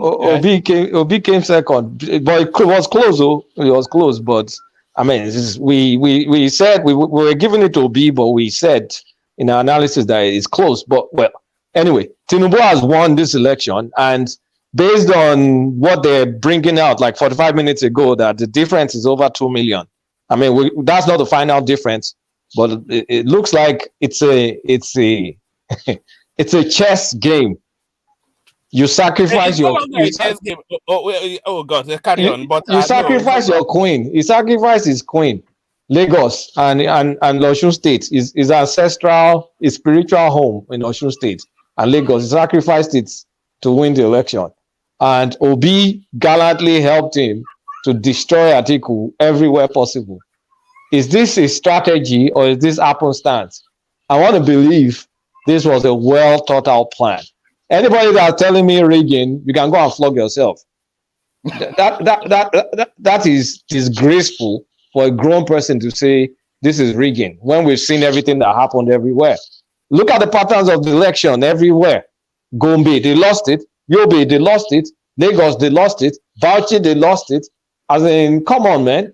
But when you make a two-way game, you make it a four-way game, then you have a lot of room to maneuver, especially if you intelligently harvest from your biggest competitor. You harvest two strong players from your biggest competitor, and you effectively kill the three biggest population centers. It killed Atiku in the three biggest population centers. Anybody that can't see this as clear as it is, tell me how Atiku will get 6% in Lagos. 6%. Not in my wildest dreams did I think Atiku will get 6% in Lagos. Tell me how Atiku will get less than 10% in Kano. Who knows what Atiku is going to get in Rivers? So and TINUBU is coming second, or close second, or first in those three population centers. Then where else is a win supposed to come out? And this is someone that was dealt a bad hand. You have to give this guy. The man is smart and he's hiring smart people. The next thing is, how do we settle the aftermath of this? Because this is a battle. Obedience and pain. Forget articulated. I don't care about I don't care about articulated. I care about obedience. They're in pain. A lot of them are experiencing elections the first time. And it's unfortunate that they're seeing a replica of 1979. Because in 1979, my parents were in pain when Awolowo lost. They were in pain. I still remember. They were in super pain. So when we, for the people who experienced election the first time, like they say in America, welcome to the NFL. It's like welcome to the Premier League in England. This is how professionals play the game. It's sorry that you have to experience it this way. But I think going forward, I was going to start going to look at my spreadsheet to see what we got wrong, what we got right. But at this point in time, I don't even think that's necessary because it will look like one is just being insensitive. So I plead with people to be extra sensitive. We'll bring your spreadsheet up. The last one after the market. Yes.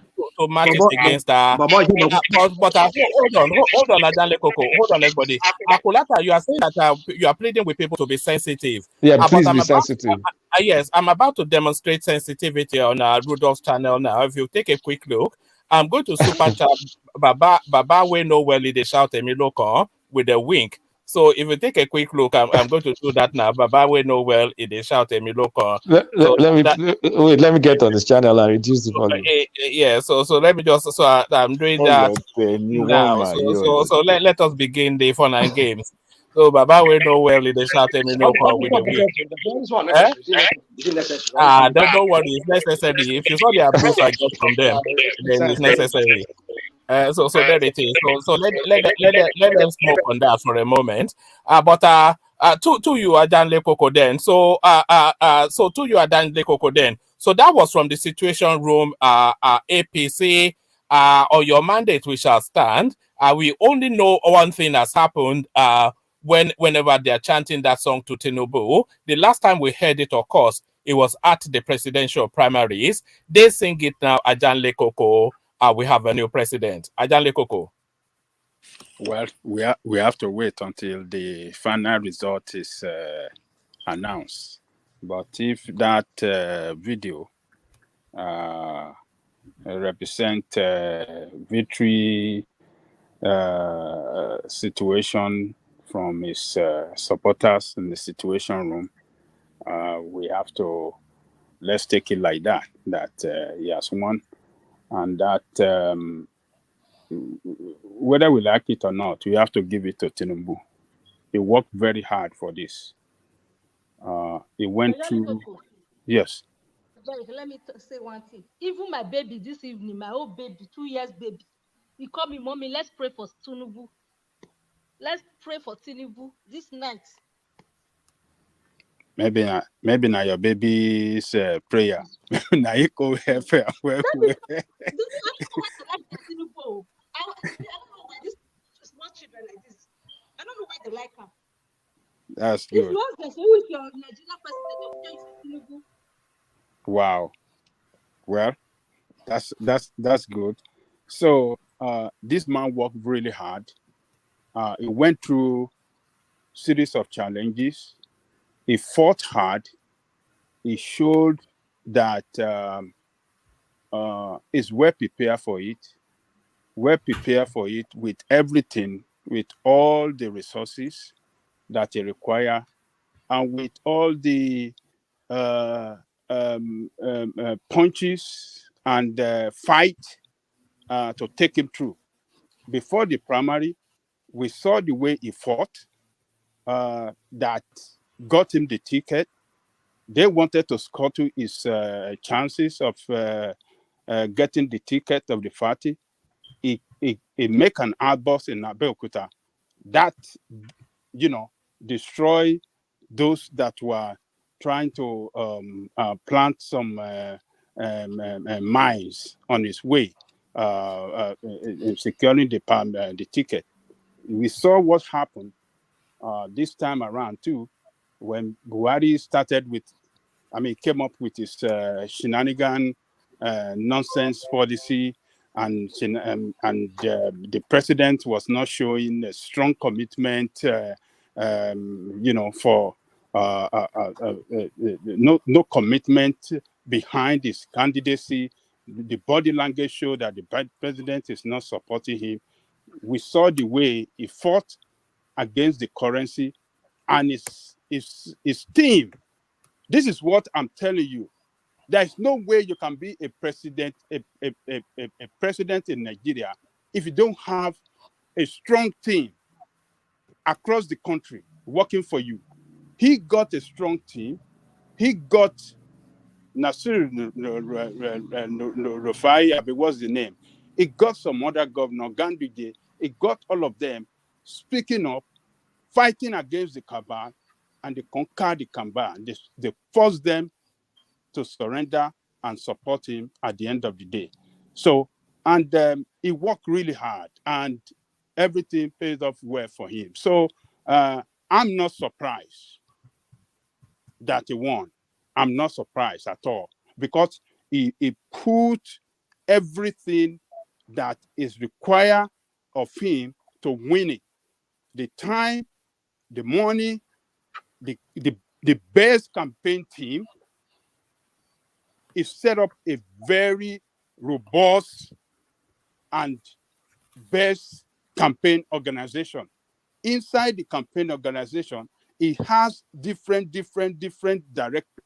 directorate of labor, directorate of the media, directorate of different sector of the economy, of the society, directorate of the economy, directorate of security. Look, it shows a person that has long prepared for this journey. And so when he stepped into the journey, he was just going through. He was just going, no looking back. So I'm not surprised at all that he gone this far, and really everything he did, I think he has made an history that in this fourth republic, he is the best politician, whether we like it or not, in Nigeria, the best political strategy so far. He made Buhari to be president. He made Buhari, what did you call it? His alliances with Buhari got him the presidency. and that it didn't even rely on Rufai what do you call it? Rufai. I don't know why Rufai. Buhari. It didn't even rely on Buhari. He didn't rely on him. He has planned his game, and he just, you know, he committed everything into it, and it pays off for him. And he was able to manage his organization very well. He was able to reach out to the enemy territory. That is PDP. He was able to go into PDP. He was able to get Wike on his side. He was able to get some other people on his side inside the PDP that deliver for him. Wike has delivered this. Except that if something changed, but at least the result we have so far, is doing good in Rivers. For the first time, the last election, APC couldn't even get 25%. They got only 22% in Rivers State. But look at what happened today. He has reached out to the South, to the Wike, and it pays off for me. So he has done marvelous well, and he's going to go down in history as a master tactician, the best tactical politician in this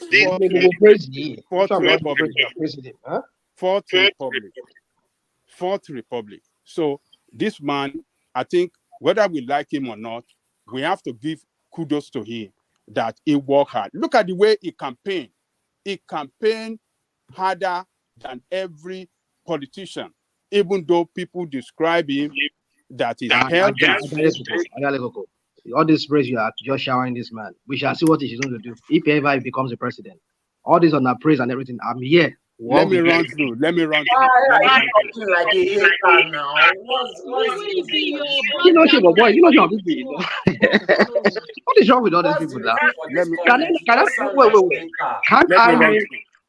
Can't I make express my own? Let me run through.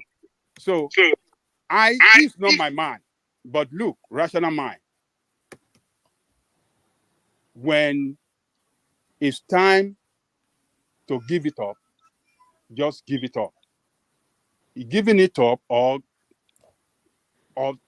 acknowledging that he did well, it doesn't mean that you have compromised. I'm still for surety tomorrow. But what we have seen, the way he carried out his campaign with his shaky body and all these things they said, blah, blah, blah, blah, blah.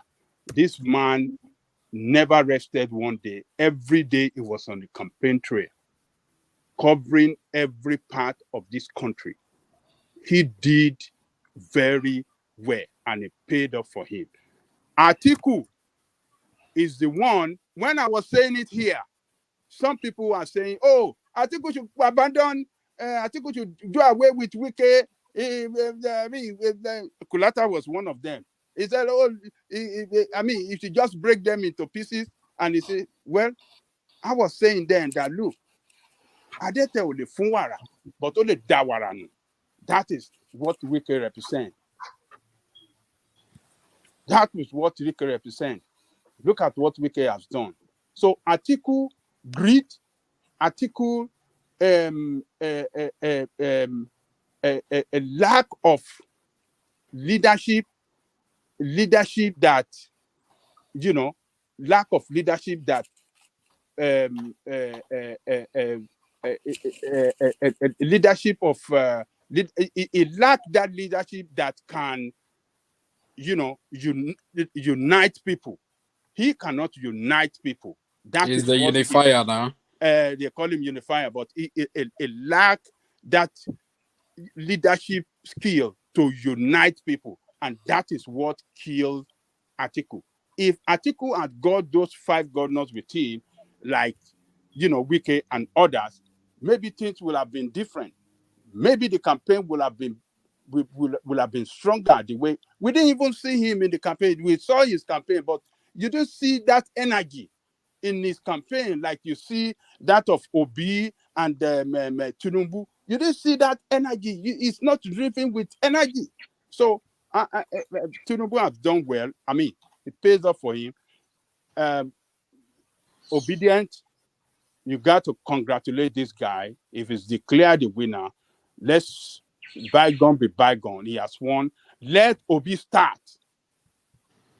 Immediately after he announced they declared Tinubu the winner, let him congratulate him and let Obi go back to drawing board and start re-strategizing against next 4 years. You know, he has to build this structure. Obi might not work in Nigeria. Obi might not work. Even if we go, no, I'm serious. I'm not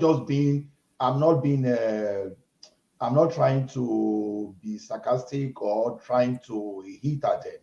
Look, we have to face the reality. What this election has shown us is this: you must build your bridge, you must have strategic partnership across the country. If you cannot cross that, forget it. See, Obi is lucky that his people, they've been able to tell the story of marginalization and all those to back him up. Then with some people that are backing the wrong thing they did during that ESAS. Other than that, I don't really see what Obi is doing specially. Another leader will come that people will accept beyond Obi. That's where I see it. The Obi will just go with the old set of people without telling that power. At least Atiku now can just go and retire forever, in my opinion. But they not declared this result. Now, why are people already giving this to? Please, don't worry about that. You have a president elect now, whether you like it or not. Rational Mind, you are echoing. Declared by who? You're echoing, Rational Mind. No, I'm not echoing. I'm using my other device here. I'm not using. Different one. It can't be from me. Somebody's phone is ringing. It's from Rational Mind. I think. Is it still there? It's Rational Mind. I said it. Yeah, but please, someone help me look for Des or Koba me. Yeah. Where is you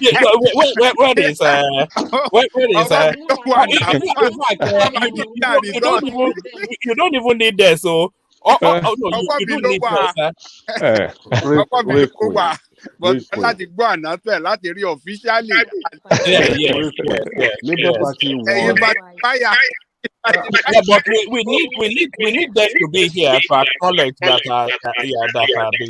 I flogged him. No, Rational Mind, if you are using two devices, it'll be echoing because one will be speaking to the other, and so it just be echoing. So you just have to switch one of your devices off, or you pause one.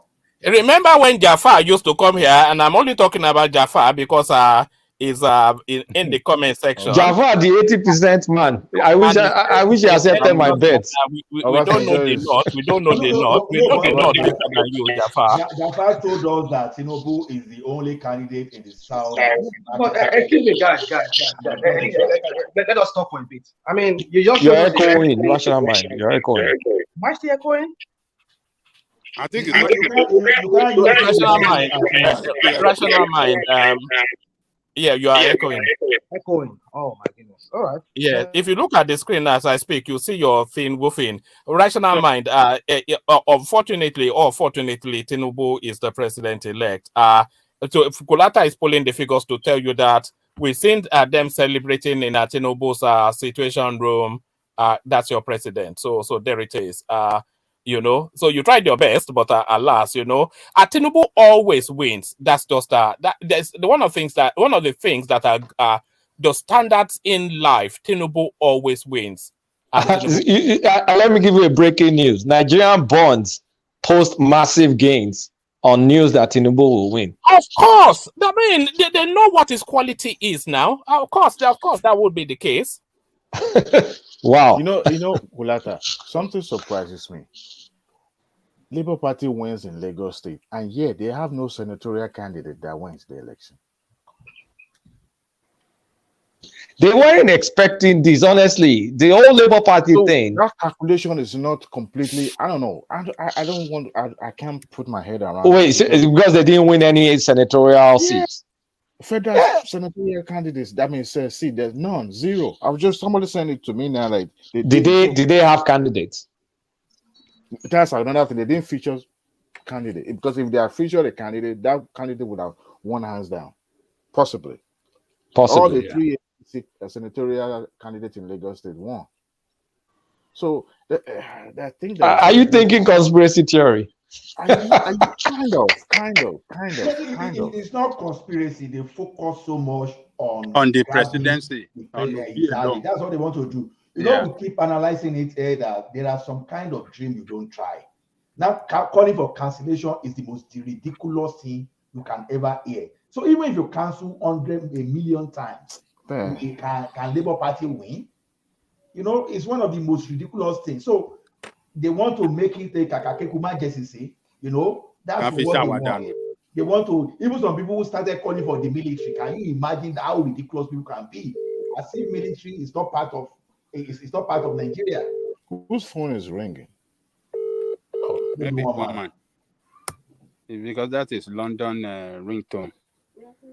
So that's true. Even Nigeria too. So Obi has a better chance in the future. And why I've said this is that he has secured a base now. He can start from there. And he's been able to meet a lot of people around the country, unlike before. So he should start building structure and start to sponsor people for election around the country.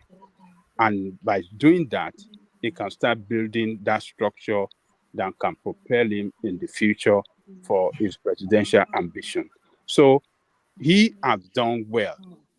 You lose today or you fail today does not mean you cannot pass tomorrow. So he failed today to pass tomorrow.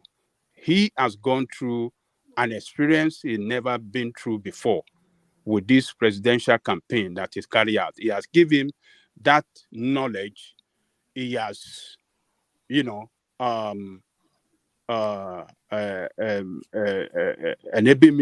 him to know a lot of people. He has synergized a lot of people around the country, and he can build up from there.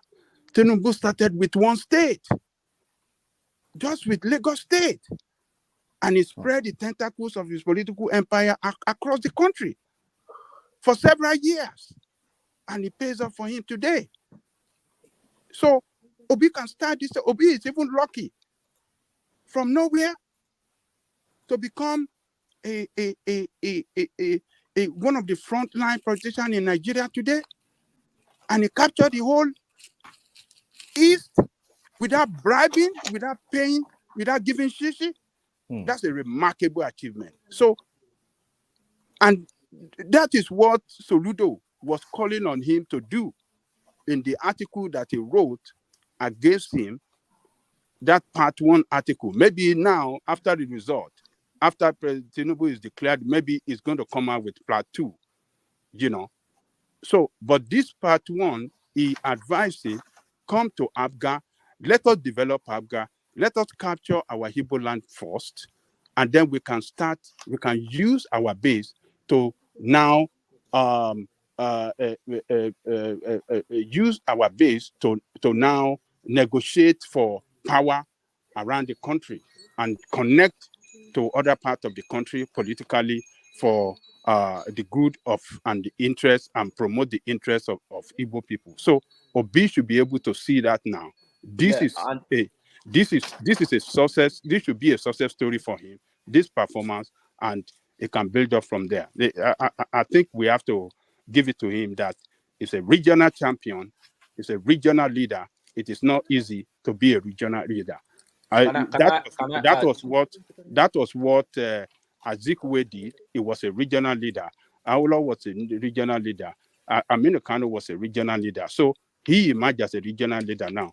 He can use that position to now stretch his to promote his region and onward to the presidency in the future. So that's my take, woman. Waiting by me Obasanjo Yano. They say you don't release statements. Woman, you are. No, just calling for calm. I want to quickly add this. You're just calling for calm.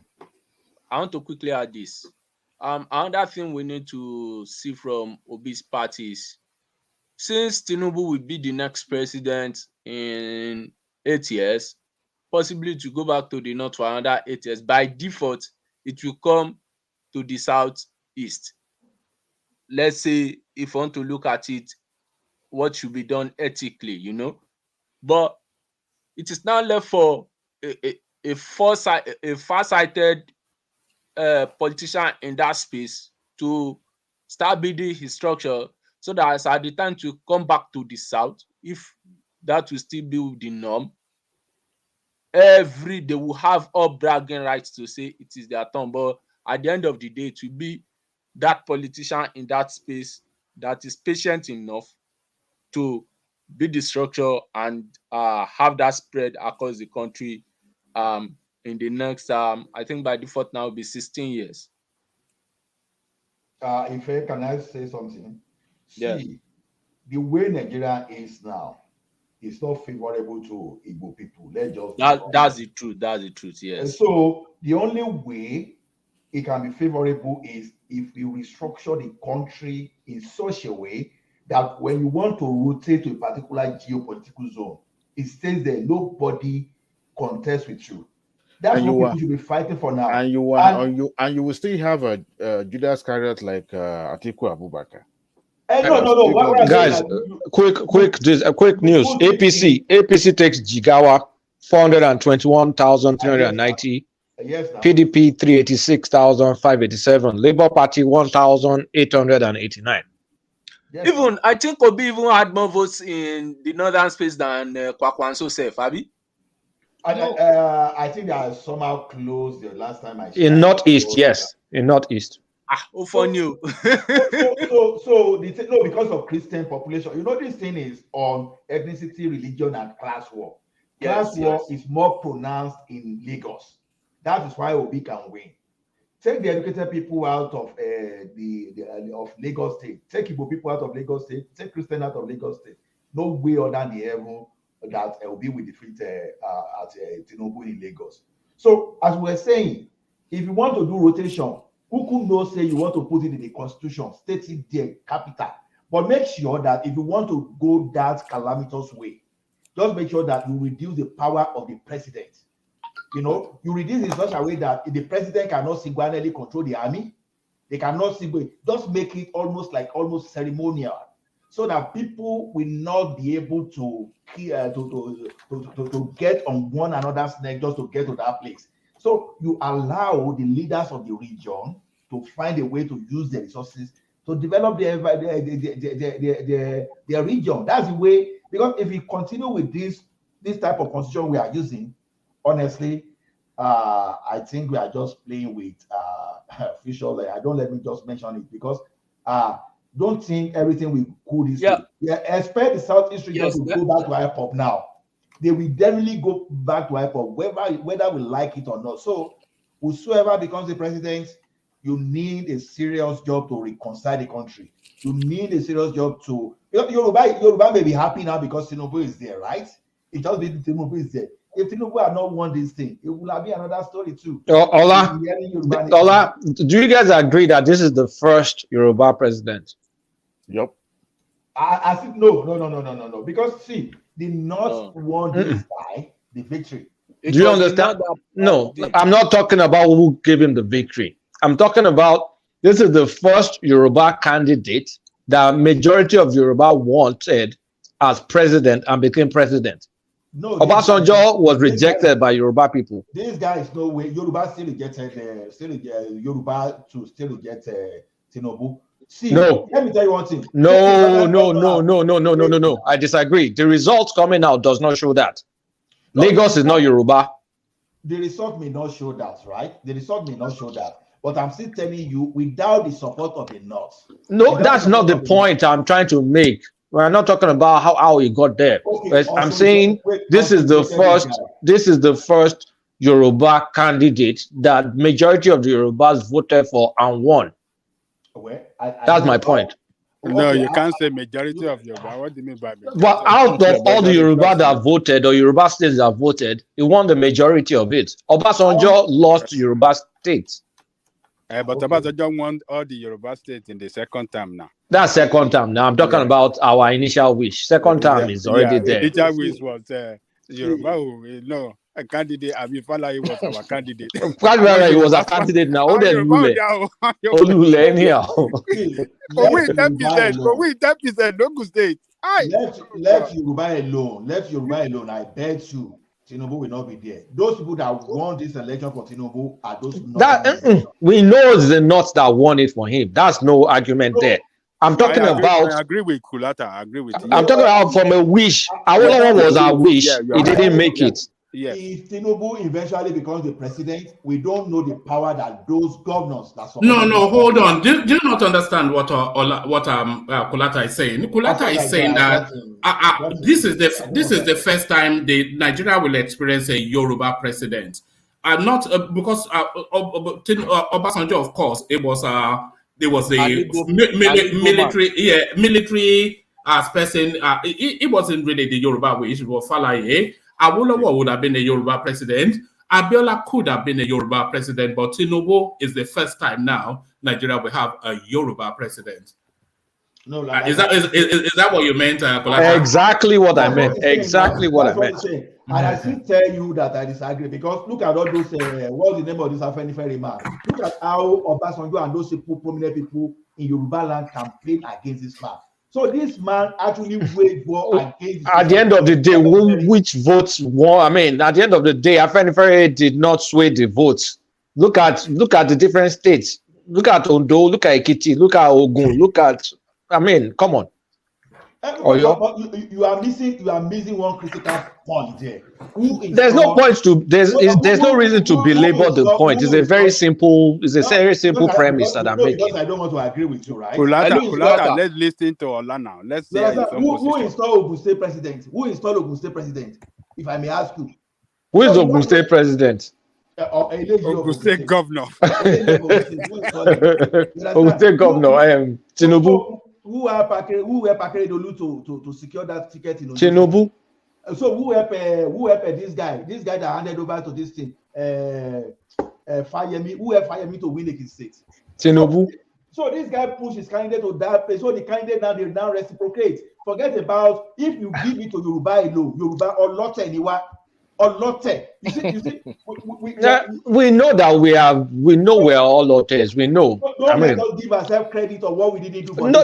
This is not a credit thing. This is just a statement of when you think of any Yoruba person that is successful, that ran for president. I mean, well, until TINUBU gets in there, we don't know. But this is the first one that the Yorubas will be voting their wish to the closest. Because Obasanjo was not their wish. That's why a lot of Yorubas feel they never had a Yoruba president, even though Obasanjo is a Yoruba man.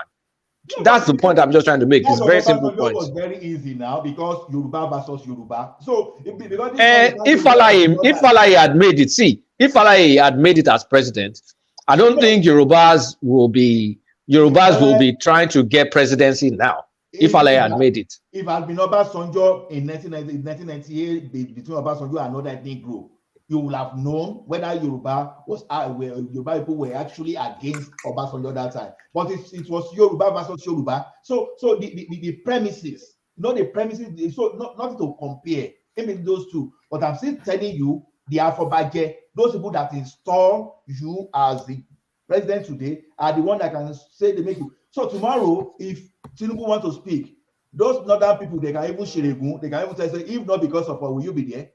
They can even go to him and say, you fail in your Lagos. You fail in your shoes that's supposed to be your strong goal. We are just saying Yoruba Lagos is not Yoruba. Let's forget about all this rhetoric of saying Lagos is no more.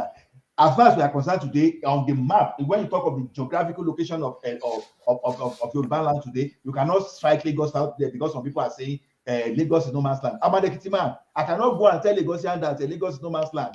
That would be stupid of me, and that would be for me to try and incite people. How can I call from my local village in Ekiti and be telling the Lagosian that it's not your land?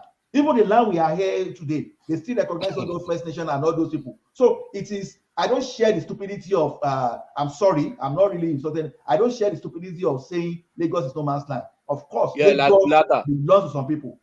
So no, I'm not saying. I'm not talking that way. I'm not calling anybody stupid. I'm just trying to make expression. So not personalizing it. So to me, TINUBU lost 2 states in Southwest out of 6. And no, that's not good enough. That's not good. Anyhow you want to call it. Those people. But no. Would you say that's not good enough though? Because I would say that was exactly right. That was exactly right. So not good enough for what Kulata is describing. Not generally. Not good enough. For what Kulata is describing. So, Ola, you're just blowing it out of proportion. I made a very simple statement that one man clarified for you again, but you're still going on and on. So but it's fine. 90% of the time, I agree with you, but on 10%, the remaining 10%, or maybe 5%. Which other candidate is a Yoruba press? I mean, anyway, forget it. Don't worry. No. I don't think Ola got the point you're making. But No. Not as speaks from every side of his mouth. Because this is the same guy a few hours ago, early this morning here. He was saying not too good that it's not a good optics that this guy lost Oshun, your state, and he's not doing well in Lagos. Now again, you guys, come on. Contest. Every gentlemen, brace yourself. Here comes Fatai with the Fuji music. I'm going to usher Fatai in with. I'm going to usher Fatai in with music. So now, if there was any space in time that this song fits, it is this space in time. One before you play this video. Let me dance with Fatai. Hold on one minute. Right. Yeah. 1 minute. Somebody just sent to me now. APC 7.1 million, PDP 5 million, Labour Party 4 million. Labour Party and the PDP. Wow. Yes. 4 million, 5 million. Yeah. Atiku confirm in 735 local government out of 774 local government. Oh, so that's where we are now. 735 local government already called out of 774 local government.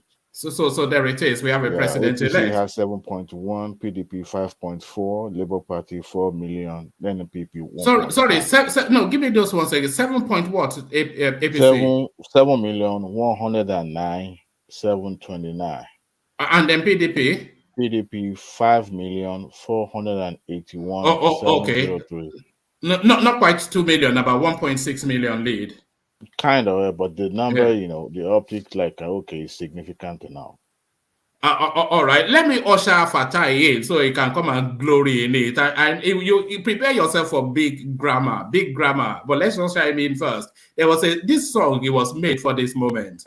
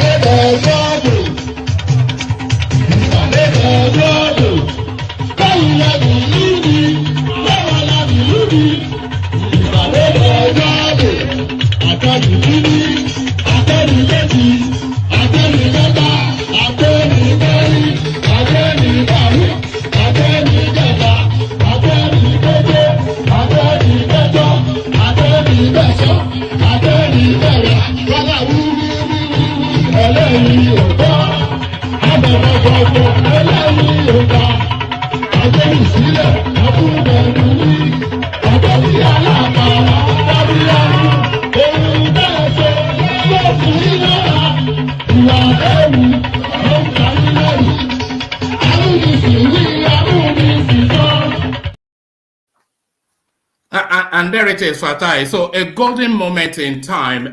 This is for me the birthing of the Nigerian state now. This is that moment this is that moment of destiny. This is that alignment that we've all aspired to. And if they say that God has a guided hand on Nigeria, I think this moment validates that. Fatai, your man wins. One man. Okay. Can I choose another? Can you please allow me to choose another music? Don't worry, that's the one that fits. Okay, choose another music. What's your music? Ẹni tó rí bá ti dá o, orí ti dá yẹn náà, káyé ilé pàkádàrá o. Kò sí ẹ̀mí. Kò sọ̀rọ̀ mọ́, ẹni tó rí bá ti dá Ọlọ́run ti dá. Ẹni Ọlọ́run tẹ́ tó rí bá ti dá orí ti dá. ìyá wọn ni wọ́n máa jí gbé kórí fún wọn.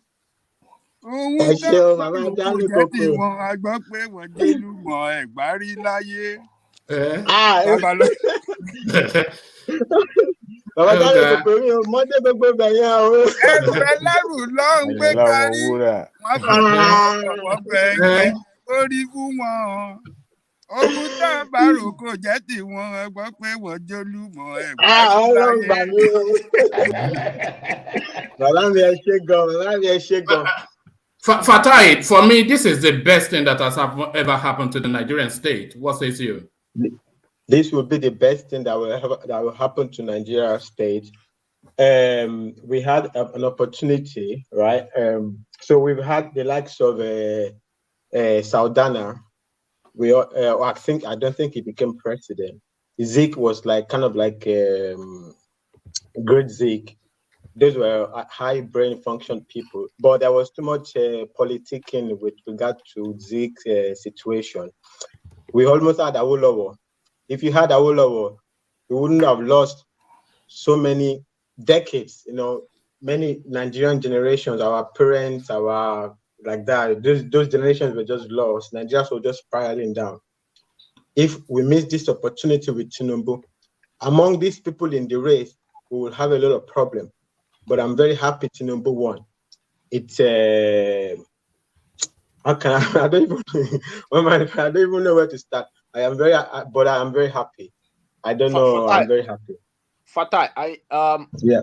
I think myself, Adanle Koko, and you, we live most of our lives in Lagos. Maybe Kulata too. Were you surprised at Obi's performance? I pray, rather than surprise, I pray that there will be no it will not lead to negative implications. No, there will not be election violence. All the noise that's been made is just to push INEC to concede to something. But I don't think INEC will concede, because if they concede to one thing, they would have to keep conceding. So I think INEC will grow a backbone. They will not concede to anything. After they officially announce the results, everybody will come down. There will not be any problem. Whatever problems that's trying to happen now, it will be all over by the time INEC announces the election. I mean, what else do you want? So in Lagos State, right? So Peter Obi had all the advantages, I mean, there was all this thing that they were talking about, the head of the INEC for Lagos. They wanted to get him removed because he was saying something that people were being buzzed in, people were getting PVC newly from Lagos, whatever it is. Along that line, I don't remember this place very well. So they had all the advantage. Especially the Yoruba people, this is not tribal, by the way.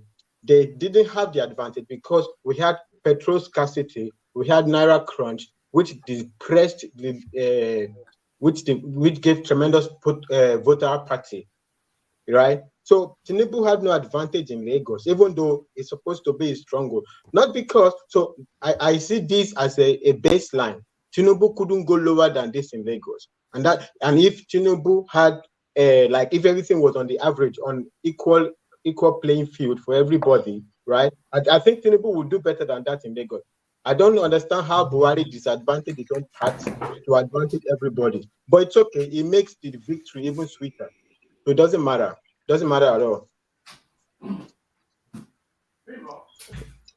Okay. So you were trying to analyze some things earlier before I asked the question.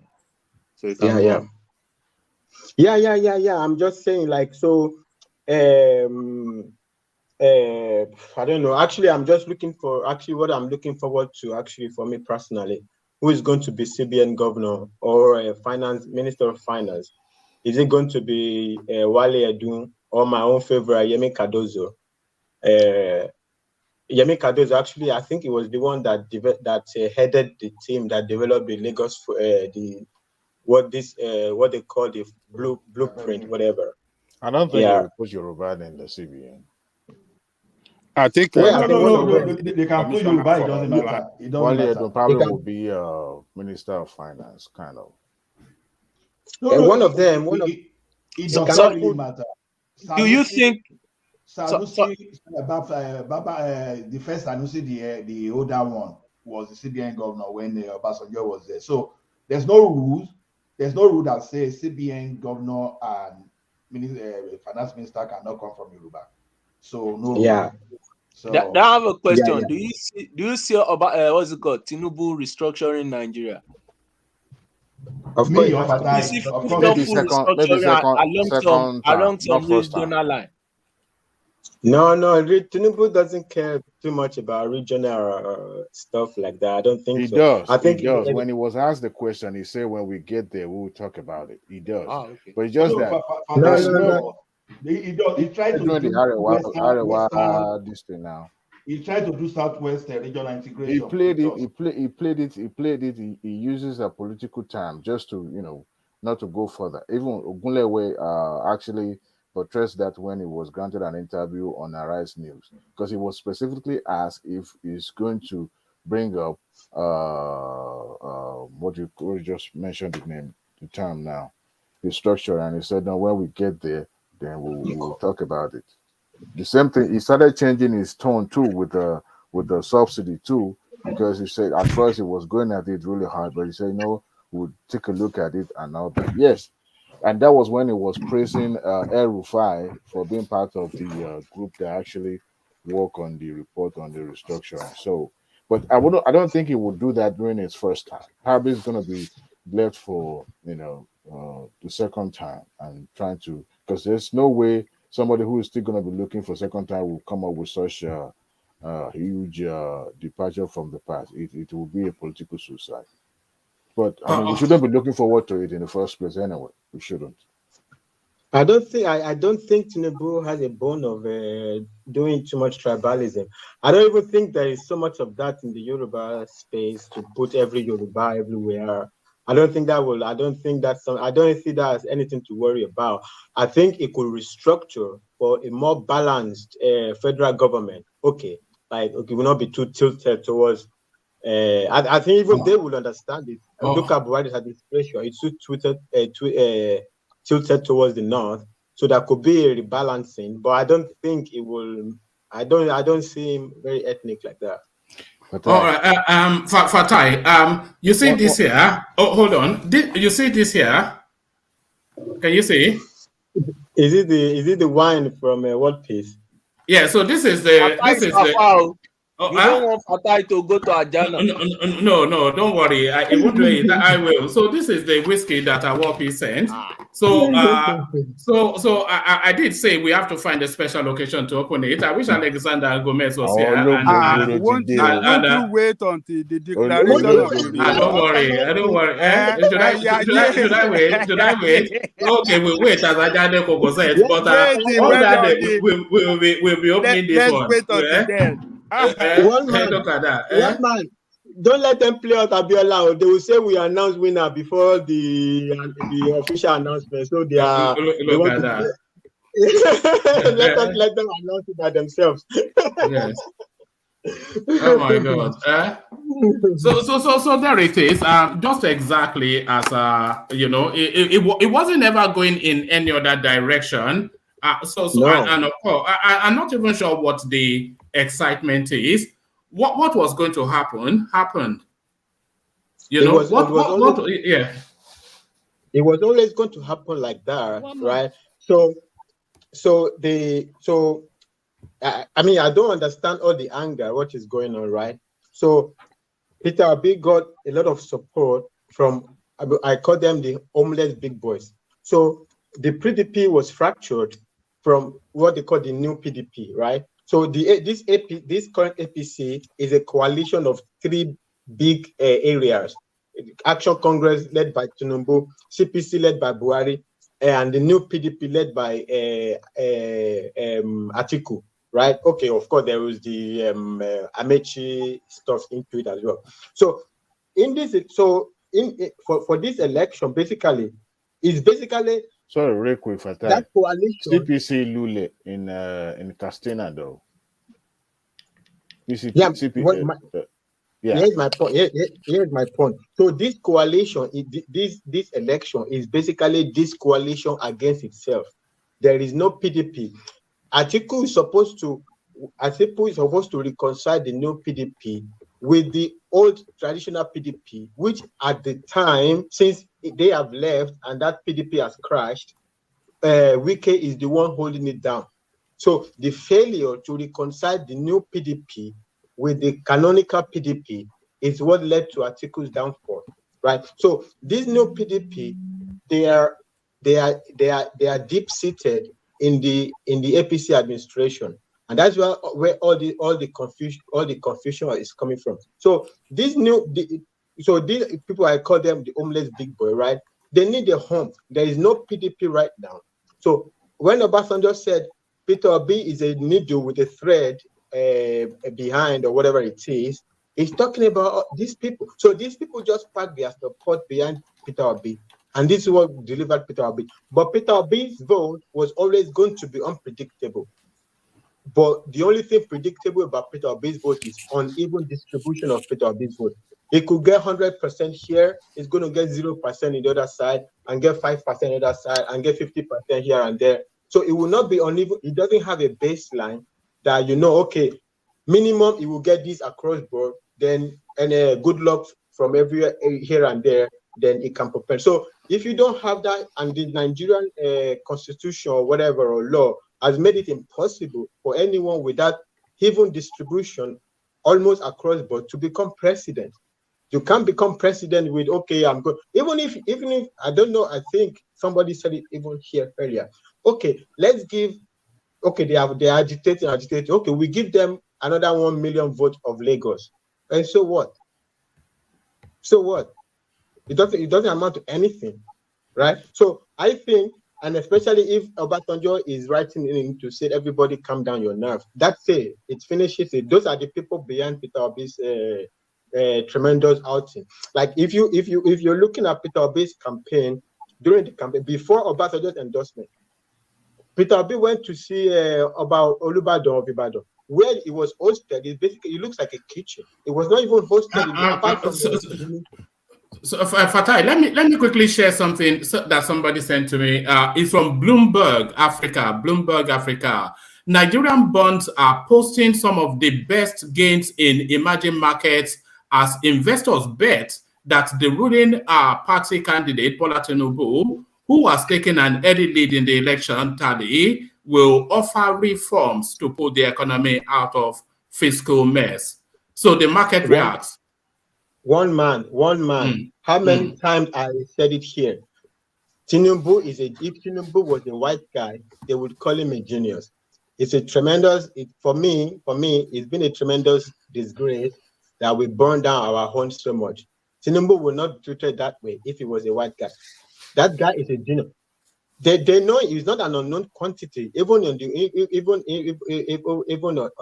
world stage. It's only I don't know where everybody is talking Agbado. Tinubu is a genius. Whether you like him or not is your problem, and it's a blessing that we have Tinubu at this time, because that is what I think it was yesterday. That's what I was saying. If anybody apart from Tinubu gets in, this is what the market is reacting to. If Atiku, and also if you look at this interview they granted to the economic that we watched here the last time, the video where the two of them were there, both of them have no understanding of the economic space. They have no understanding of finance. If anybody got in apart from Tinubu, they're going to the economy. The economy is not going to be okay. Peter Obi doesn't understand economic, like Buhari. Tell me an Emefiele cannot go into cannot do another Buhari on Peter Obi on Atiku. The only person he can pull it off with is Tinubu, because he understands it. He has worked with the biggest with the big players, Mobil, National Oil, Deloitte. This guy has worked with the biggest companies around the world, and in the private sector, in the public sector, it basically took Lagos direction. Wow. How do you measure if you want to hire a CEO? If you want to hire a CEO and it comes to you with a CV where you take the company's revenue from, like, I don't know, whatever, like times 10, what are you looking for? I mean, I mean, as a CEO, what prerequisite do you need to hire a CEO other than that? So the market understands it. They know it's the only one. Look, it will not even take too long. I mean, I'm not saying he's going to turn it around in 2 days, but the direction will be fleshed out very quickly, you know, and we will start to see it with the things he's going to do with the CBN. I think that's where I think right now it's going to be the first focus, because he's going to focus on them. And also, just to add that, so when Buhari was elected, we had tremendous security problem. Now, what we have right now, the only criteria that is most relevant to elect the next president for Nigeria now, it's somebody who has an understanding of the intersection of economic, finance, these things, investment, all of these things. Without having that person, the market wouldn't react like that. But when they see somebody with intersection of the intersection of this knowledge, of course the market will react very well. And that is I take it as a personal credit that the market has validated my point all along. All right. Would it be gainsaying? Would it be excessive to say that this is the first time that Nigeria is actually having a president? Is that too much? I think the Great Zeke will. I think, but it wasn't really that time. I don't think it was called a president. So I think the Great Zeke was a very brilliant person, but there was too much politicking. I don't think It never wielded power. Greek. He never wielded power. Yeah. If you take him out, I will agree with you. So this is the first time we're having a president in Nigeria. We are going to experience what it means to be a president who can run a system. That's basically what we need. We just need people that can run a system. Nigeria has so much resources. I mean, it's not by accident. All these, look at American government. How many Tony Blinken, Joe Biden, everybody. Oh, Nigeria vote for it. It's not because of whatever. We have so much natural resources. We have so much influence. There's going to be, and right now, if you look at all the world play, there's so much with Russia, China, America right now. Nigeria is going to be an important player if it's able to be managed well, especially if we build our pipeline and we take our gas to Europe. We're going to be very good. Everybody go there. All right. I mean, in the context, the prospect is very interesting, right? That is why me as a person, you can't see something that's going to look good. It's going to be thrown in the gutter because of some emotional stuff. Like Peter Obi will have been a very good candidate, but he didn't come with a great CV. In a very short period of time, without a great CV, to be without a great CV, without a great structure, it's very difficult to be. It's very difficult. It's very difficult to be president. I don't think anybody needs to get. I think everybody will come down. I think the reality is the reality. Everybody will come down. I don't think Nigeria will burn. I don't think Lagos will burn. All right, brilliant, Fatai. So gentlemen, I want to round off here because I've got things to do, but I will come back on in 4 hours for anybody that is interested. But I noticed that everybody has run away, but don't worry, even if it's to a vacuum, I will still come back. But I'll just take a 1 minute slot from everybody just to... leave the platform for us and go now. Come back later now. Thomas is not here, so... Who will moderate? If I want to moderate, give him time. So we will remain on the platform, and nobody will see us from outside. Okay. So you can go. Leave us. We'll just be talking. Leave us behind the screen. You just end it. Just end it. No. What's the purpose of ending it when we can always talk? No, we will continue to talk, but why don't you moderate the platform? There's nobody can. Why don't you moderate? No, rational mind. Maybe you moderate then. Let's give you the moderation. No. I think what Ajane Koko was saying is that I end the session and then everybody can just talk. Because just end it and just. All right, everyone. I'm going to end the session now, but I will be back in 4 hours' time. But then there it is. The news has broken. So gentlemen, I'll see you later if you're available. So there it is. TINUBU, your